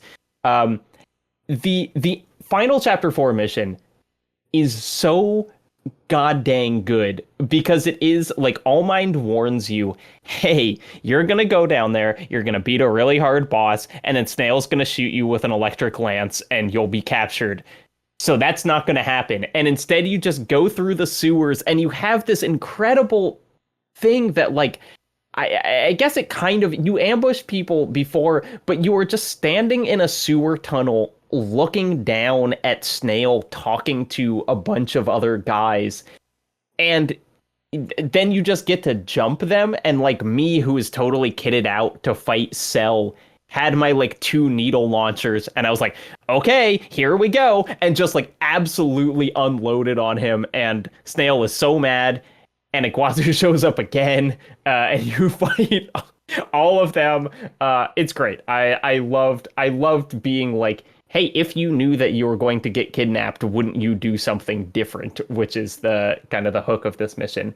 And it's great. Yeah, and then chapter 5 is totally different based on that. Like, it's like the one decision that changes the entire chapter versus just the latter half of it. Yes. So Can't Blink says, this game is all about fighting the voices in your head. Heir, Walter, and Allmind, only manifesting when you're at the brink of world annihilation. So the first mission in chapter 5, you're kind of taking control of the colony ship again. I'm not totally clear, but you're going through a ship, you're blowing stuff up. While you're doing it, you hear Walter and Carla getting killed by sea weapons, essentially, that Allmind is deploying. And so it feels bad. Walter is sure that you're alive, even though you have officially been KIA. He's like, no.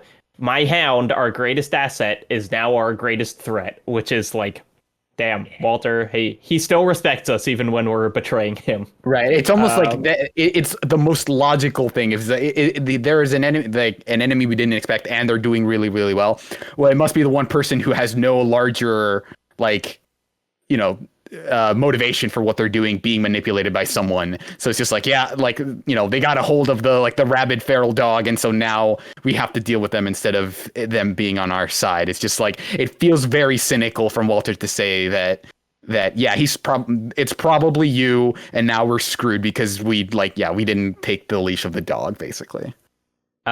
Jesse James says, at the start of the game, I found it extremely cold that Walter insisted on calling you 621. By the end of my first playthrough, I realized it's probably one of the warmest gestures you receive in the game. As Renata pointed out last week, you were not the first Raven, you were not the first Gun 13, you're not the first tourist, but you are the only C4621. By calling you that, Walter is trying to allow you to hold on to some scrap of your personhood. Everyone else tries to deny you any sense of an identity, but Walter insists that you hold on to the one identity you have left. Yeah, it's sick. I like that. I like that take. Well, one thing I'll note, it's a name that's a name he gave you. Like, C4621 is a name he gave you, again, because in part, like, Walter is pretty clearly implied to be one of the dudes who invented choral augmentation, which is what you are the subject of. You are augmented human C6421. Sorry, not 6421, C4621. You may have been on ice since the original Fires of Ibis, for all we know. Like Walter gave you that. Yeah, it's the only one that's yours alone, but it's tough. Yeah, it's because there's also, like all of the names that you're given are basically an exercise in control by the people who give them to you, to say like, oh, we're going to call you Gun 13 when you're with us because like we want to integrate you and assimilate you and in that way exercise control over you and tell you what to do. And even Walters, as like this is the unique one, it is his way of trying to manipulate, of like saying like you are my thing versus like anyone else's, right? Yeah. So, okay, before the final, before the chapter 5 stuff, there's a really cool mission where you go back out of the giant hole that all chapter 4 you were going down, and the whole thing is on fire, and there are just a million troops down there, and they're all screaming. They're all just like, we're gonna die! Why did we do this? It's very good. It's like you go basic, you do chapter 5 backwards, basically, which is really cool. There's a thing at the end where Allmind says they guarantee our protection, where I was like, that's a lie. No, you don't. But there's also an interesting thing where Allmind is the only thing in the game that talks to Ayers, that like knows that Ayers is in your head and like says her name, which is I just wrote it down. I was like, oh my gosh, no one has ever even like acknowledged. How does Allmind know? I guess because it's an AI and it can read you talking back to her or something. Yeah. Is this the mission where, I think it might be the next mission, but is that the mission where Allmind is like, okay, everything's secure. Your safety is now guaranteed, which is like a very ominous, very like the moment that happened, I was like, I'm going to have to fight Allmind in some way. Cause it's like the most threatening way to say that. Now that everyone else is gone, it's just, like my plan is going to work now effectively. Yeah. So here is where I get a little confused with this ending, is that Allmind wants Coral release. You want Coral release. Why do you fight Allmind at the end? Allmind want Coral release because Coral release mean Allmind can control everyone. Coral release means to an end for Allmind. Okay. Coral release means to end. What if it's basically like, hey, we could. This is based on my reading. Sorry, just want to clarify here. I was reading about the ending a little bit earlier, so I could make sure I could talk about this. But from my understanding, it's basically like Allmind wants Coral convergence because like it's good for Allmind's personal directives if Coral convergence happens, versus like it being like a thing that allows people like sovereignty and humanity. And basically it's how do you stop? Yes, we want Coral convergence, but Coral release, but we do not want it to be weaponized by the powerful. This is the final way to stop it from being weaponized. And I guess that is why the final arena missions are important, because it essentially shows Allmind putting together the Coral weaponry that it would be able to put together. Exactly. If Coral released. It's like the difference between granting people freedom and saying like, well, you have as much freedom as I allow you to have, right? Which is like the kind of the core thesis of the game. And then why you fight Allmind is because like it's not actual, freedom or agency if it is all directed by one person. And then, you have to kill them and kind of do the weird, almost quasi Mass Effect 3 ending. Yeah. If the metaphor was not clear enough at this point, Allmind says we will be the trigger for change to come. And I'm like, oh, I'm a gun. I've never been told that before. And so then you fight Allmind. And you find out that Allmind is Iguazu, or Iguazu has assimilated into Allmind and is somehow the voice that it is like speaking through. Suriel, how did this fight go for you? It actually went surprisingly well. I got totally wrecked the first time because I did not anticipate it being, I think it's a two-phase fight. And then I don't know if it's in the first phase or the second phase where multiple people come in and there are like first phase. Yeah, where they're employing multiple people and you're fighting Iguazu effectively and this other squad. And then that tested, like I was able to get through that phase on my first try, but then the second phase I got destroyed because I anticipated this is the fight where you're fighting one person and another squad. That's got to be it. And then you fight like All Mine basically having fully taken over Iguazu for the second phase, and that destroyed me. But like the second time, I feel like I got away with it by the skin of my teeth of just like, okay, I had like nothing left by the end of that fight, and I feel like if I hadn't gotten it that time, it would have taken me like 30 more tries or something, because I felt like just got really lucky with all the staggers and stuff. Yeah, so what I eventually realized, so the fight works. There is a first fight where All Mine / Iguazu is a mech, and then there are like 8 other like fully featured ACs that are also on the screen that are like a little easier to kill than they normally would be. But what I eventually realized for both phases is this is not a fight where I'm going to take out everyone, all the rabble first, and then focus on Iguazu. It's just like, I need to just rush him down. And so that's what I did for the first phase, and you get it pretty well. And then the second phase happens, and there are a number of things that happen in the second phase. One, Ayers shows up to fight alongside you, which is very cool. 2, Iguazu / All Mine is still there, and he has 2 flying sea spiders next to him just through the whole fight. And then in the middle of the fight, you said that it's more of an All Mine fight, but actually it's kind of the opposite, because Iguazu somehow introduces some sort of interference where he seems to push both Heir and All Mine like out. And he's like, it's only me. I'm a ghost, but I'm the one fighting you now for, like the minutes I have left. And so it's then just a straight up 1-on-1. He has this 3-on-1 because you have the sea spiders. I think they might. I Did can't they go remember away? If they explode. I definitely just, as soon as I saw them, I'm gonna ignore them. Like, I'm not fighting 2 sea spiders right now. No, thank you. Yeah.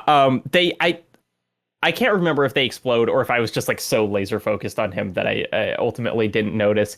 But yeah, he has this huge laser claw thing that I don't think you can get in the game, but is so cool looking.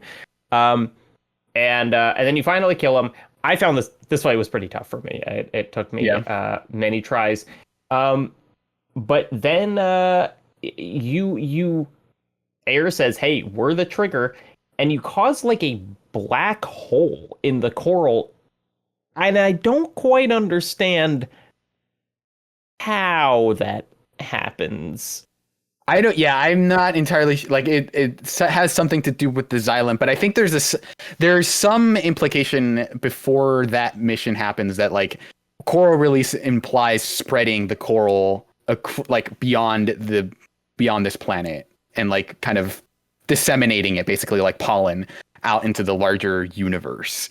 I'm not entirely sure what like the science fiction behind it is or like what the actual details are, but that's basically like coral release would effectively spread the souls of the coral across, multiple planets, if not the entire universe. Yeah, and so then you wake up as a mech in the last episode of Evangelion. You're on like a water surface that's mirroring the clouds above you. There are a bunch of other mechs just scattered all around that also start to get up. You all have like the coral glow. And you're all literally guns now. Is like, yeah, it's like you are symbiotes. You are in the mech. Yeah. There is no difference between not your body. Your soul is effectively inside this machine, Alphonse Elric style. Yes, and then the last lines are activating combat mode. Slam, Armored Core 6 credits. Hell yeah. What do we make of that? Anyone? Not entirely sure.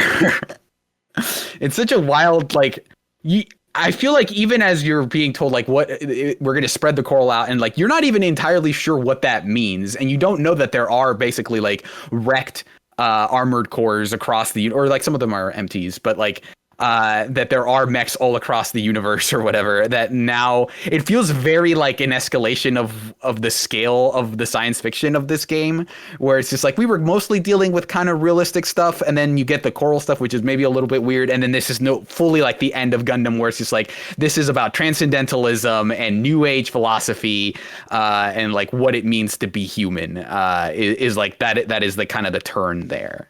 Well, one thing I will say is that have either of you played Heaven Will Be Mine?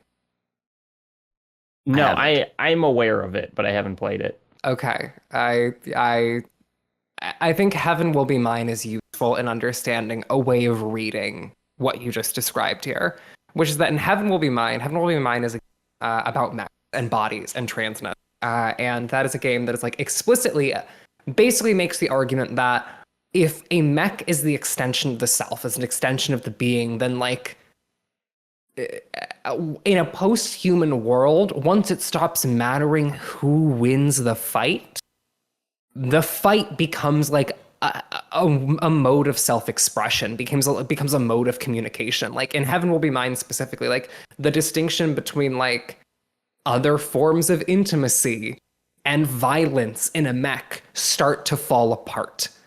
In a world where like no one can die, like suddenly there becomes an expressivity and like a communicative aspect. Like the communicative and expressive aspects of violence come to the fore above the like consequence driven, I would like to hurt you and cause you harm very badly idea. And like that is kind of what is happening throughout this game. I mean, it's the arc that you described, Jacob. It's the arc that I've been on, is like understanding the mech, understanding like the body in this way as a mode through which you can express values and ideas, as opposed to like an end in and of itself.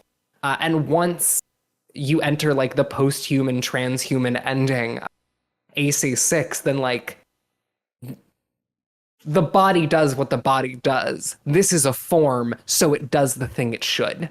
And there is like an expressivity in that. And like, in some ways, I find that like really fascinating and interesting. And there is a way to read that joyfully, if like read in conversation with like other works of mech fiction that understand combat not as just like a means to an end of violence, but as like a way of being in and of itself. Yeah, that's kind of what I'm struggling with here, is that like in a lot of ways this feels like the most victorious ending, you know, if not fully, because you still have to have the people you care about die, but it is like, okay, you know, the people of Coral people of Rubicon preserved in the Coral, they don't only survive as like an ooze, they are actually, their souls get put into something. They're able to like express, they're able to live, they're whatever.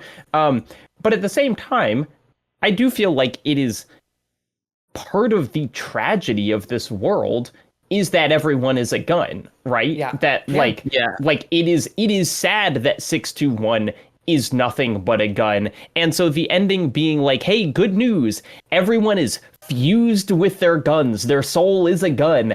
It is like at least bittersweet, if not overtly tragic.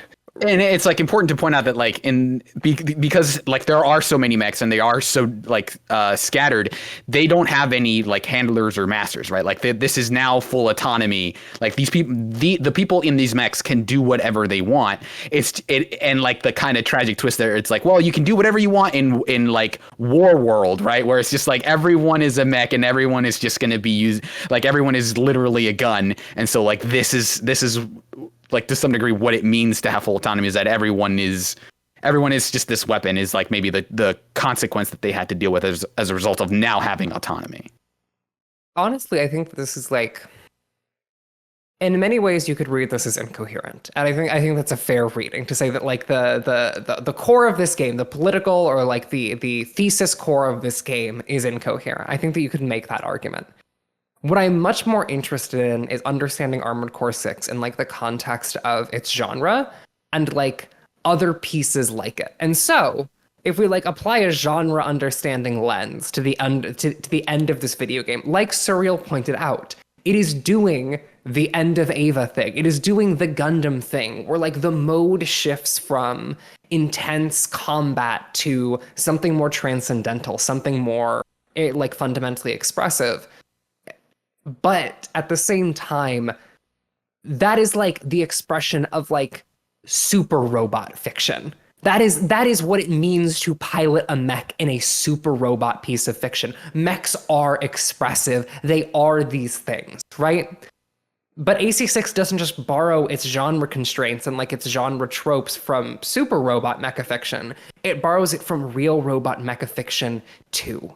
And those are stories about violence, the ways in which bodies are turned into tools and instrumentalized. And I think the fascinating thing about AC6 is that it synthesizes those two ideas in its endings. It doesn't say, what if we did the real robot ending where the war never ends, or what if we did the super robot ending where there is some, even on a small scale, something transcendental and potentially beautiful that happens. And instead it chooses to do both, and instead says something I think a lot more complicated and interesting please. Yeah. Like if the robot, like if like the mech is a way to transcend your human body, then like a world where everyone has done that and become the robot instead of like the vehicle through which the robot is piloted, then that like in a way it feels like this is what this genre has always been working toward, is what if everyone transcended basically their humanity through mechs. Right. And also like that there is something both beautiful and in the opportunity for expressivity and the opportunity for new ways of being, and for all of these things. Like transhumanism is a brilliant idea. It is an incredible idea. It is powerful. It is diffuse throughout mech fiction. But I think the thing that AC6 does that I like in this ending that you're talking about is it does the transcendental moment. It does the thing where everyone ascends. And then it shows them in a gun again. And like, that's the thing. That's the point. Yeah. The way that makes you feel, that feeling of just like, damn, that's it. That's it, baby. That is it. And it's like the idea that like, okay, if transcendentalism means becoming a better, like a more of a person, it also means like the kind of, I guess, cynical read of that is that everyone becomes more powerful. And that's kind of scary. If everyone is able to be as powerful as they wanted, that world is just chaos in a way. But it also means that like whatever means we accomplish it through is going to be it would be a very weird and unfamiliar world if everyone did that. And also, like, what does it mean to live a just life in this world? Like, what is when everyone is setting of AC in the setting of AC6? Are we still talking about AC6? In this, right? Yeah, exactly. In the setting of AC6, though, from what we see of it, what does it mean to live a just life in this world? You don't. And so, like, what is it? I think that the infinite combat palace where you fight the other ACs in the dream world until you die is at least better than what that one pilot describes. Coffee sludge, old rations. Like, fuck it. Give me expressivity and violence in the face of that. Yeah, it's also just like among the other like interpretations, just as like this is just the setup to go into multiplayer, where it's like it narratively justifies there being like just constant infinite battles among mechs for fun, basically. It is really interesting to think about this alongside what I think of as kind of the most compelling ending for Elden Ring, you know, which is the only one where you don't sit on the throne and do stuff, is like the one where you help Ronnie usher in the new, like, you know, Ronnie sits in front of a black hole and is like, hey, this is the new age, we're all going in here, it's cold and dark and unfamiliar, but it's like new. And it really is, again, it's like from hitting this drum over and over and over of like the like, we are going to do a new world and order, will it be new better world than order. this? New like, world order. You know, it's just like, it has to be, you know, like we've got to try something, even if that something is completely unknown and different. And it speaks to the fear of like people who are like, well, I want things to be better, but I don't want them to change too much because that's scary. And I think like From's constant drum is that like we have to like get over that fear to some extent if anything is going to meaningfully change. Dan writes, Fires of Rubicon is a vivid artistic vision. Sad robots, atmospheric synth, mystical energy, and a giant worm. It could only be Armored Core 6. The game speaks to From's intense directorial confidence. We all wondered what they would do after Elden Ring. Well, From didn't wonder. They exactly and emphatically knew that their next step would be a love letter to their 16-game mecha franchise. I'm just glad they let us join this joyride. Hell yeah. Yeah. I want to do a little mop up here. Porn Curly says, shouts out to former Game Informer editor Dan Tack in the credits. Dan Tack is in the credits of this game. Eric says, I want to give a shout out to Metal Wolf Chaos, another From Software mech game. It starts with you busting through the White House as a mech and ends with you jumping onto a rocket ship into space with the amazing phrase, nothing is pointless. And the reason is because I'm the president of the great United States of America. Ricky Winterborn speculates about the possible expansion, which, as I've learned, is something that they frequently do with Armored Cores, is there's like a main one and then a little one. That's what For Answer is, right? Well, it's not a main one and a little one. It's a main one and like a one of equal or greater size built on the same foundation. AC4A is bigger than AC4. Wow. Well, that's cool. Ricky Winterborn says, I'd love to see a mini open world area, kind of like Bowser's Fury. I love Bowser's Fury so much that just, that the thought of anything like that is very exciting to me. Just collecting combat logs and your mech does a little jump. You got a log. Yahoo, let's go. I'm going to put a link in the comments or in our chat that I want y'all to listen to while I read this. Suvesh says the music for this game absolutely rips. The composer behind all the Souls games did this. Side note, one of the AC6 Arena soundtracks, Verification, sounds a lot like Paul McCartney's Temporary Secretary, a techno-electronic madcap track that is light years ahead of its time, and which I'm sure only a dozen people like. I need to share this brain rot with others. It is so funny to listen to the Paul McCartney song Temporary Secretary immediately after listening to the Arena soundtrack Verification, because they sound very similar. Okay, and I feel like this is so 2 questions. Spencer B says, how would you rank this amongst your favorite FromSoft games? Number one. Didn't even have to think about that. That just came out of me. Wow. I think it might be number 2 for me, below only Sekiro, but I feel like I'm due for another playthrough of Sekiro. And I feel like that reveals a lot to me about, like, I don't necessarily, like, I like customization, but I don't like builds. I get, like, having to, like, strategize over the course of multiple hours with a build.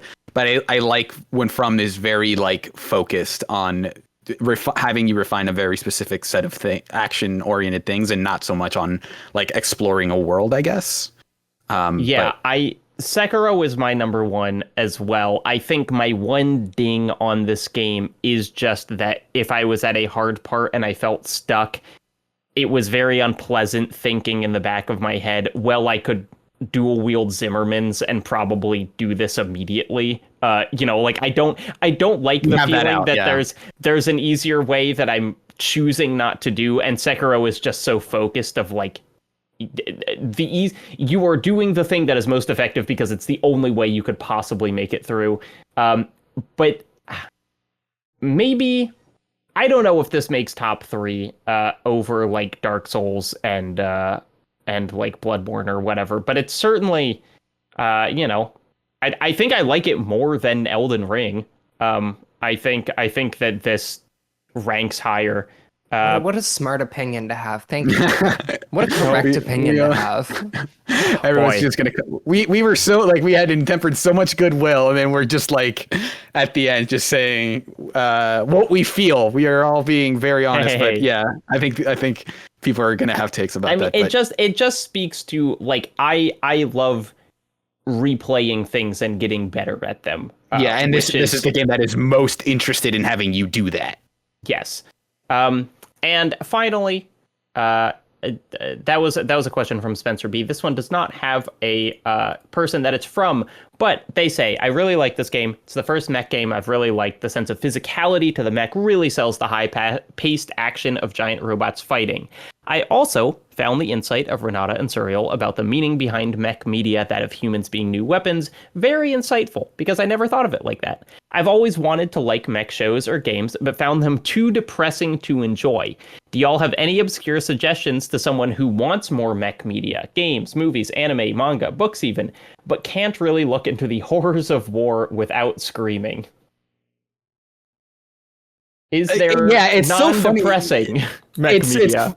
It's funny because like so much of this genre is like built for kids, where it's just like Gundam 0079 was like a thing that was pitched by someone who wanted to write like actual TV shows, and they're like, well, you have the opportunity to animate this instead. And he was like, what if I turned Astro Boy into like a riveting, like very melodramatic drama, and then that just became a whole genre.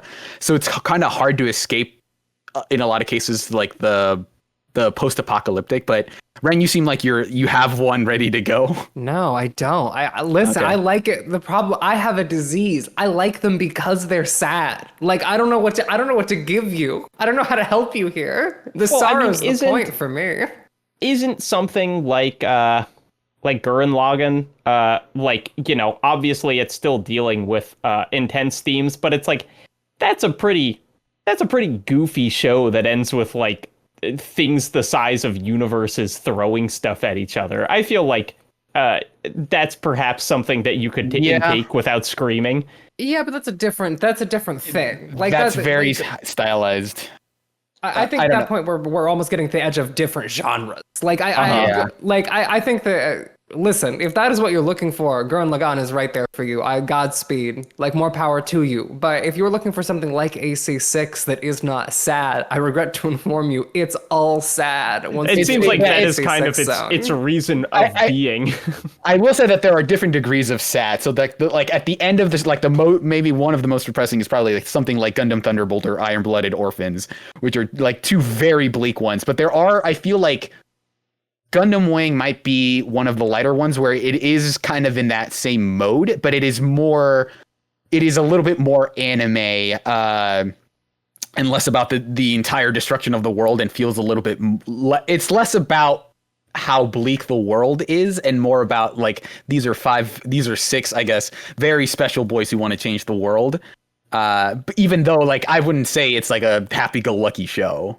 Yeah, but it is the most wow cool robot-y of they're the second most wow cool robot-y of a lot of the Gundam series, which is like why it's a hard question, because like it's really hard when it comes to mech fiction not to trade like lightness for depth, because like that is the problem, is that like a lot of mech fiction that like aims for lightness ends up giving up a lot of really interesting narrative material and stakes. Gundam Wing being one example of a show that like is not always the most interesting. I like Gundam Wing a lot, but also that is a show that I do not think has much in it. Yeah, and that's why I think it's maybe like the lightest one. But it is also maybe not entirely indicative of where the rest of the genre is. And I think maybe the other one is, it's again not saying that this is like a super friendly favorite. Like 8th MS Team is another one that it kind of gets away with it by not dealing with the enormity of the conflict. Like it is very bleak. It is very inspired by Vietnam, but it's not about like the world is about like we live in a post-apocalypse. This one just kind of limits it to we live in a world where war is just always happening. Yeah, that was the horrors of war. That is the horrors of war show. If there is a Gundam series that is serious, that takes its audience seriously, not just that is like serious or grimdark, but like that takes you as a viewer seriously, because I often disagree with the idea that Gundam Wing takes the viewer seriously as a person. Turn A Gundam, from my understanding, is the thing that you are looking for. It's also one of the hardest ones to find. Godspeed getting it, but Turn A Gundam is what you are looking for. That is a show that like is much gentler than the other Gundam series, while also never letting itself like not take its world seriously or treat its characters or the viewer with respect. From my understanding, the answer to your question is Double Zeta is also in that realm, but Double Zeta is hard to recommend for a newbie because it is like the end of like the original, like basically the first pass at the Gundam timeline. It's also very hard to find. But yeah, it's kind of sad all the way down. So you're just kind of picking your I mean, I don't know, where are you at with Mercury? Because I feel like that starts off a little bit lighter, but then it definitely goes hard by the end. The point of that show going light is so it can ruin you. Like that again, like that is a show that is about watching two young women be torn apart and brought back together again over and over again. You do get a happy ending. Exceptional amount of violence that one of them is capable of. Well, no good answer, but we tried. Do with that what you will. As Ben Hansen would say, give yourself a round of applause.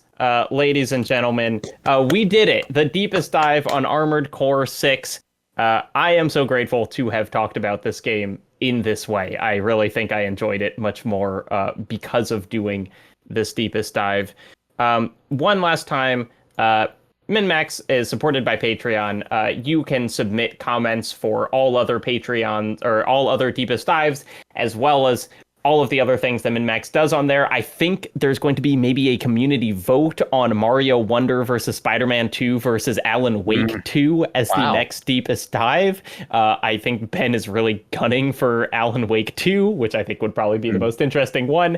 One more time, Renata, where can people find you on the internet? And is that thing... No, it's not out yet. Here's the... Okay.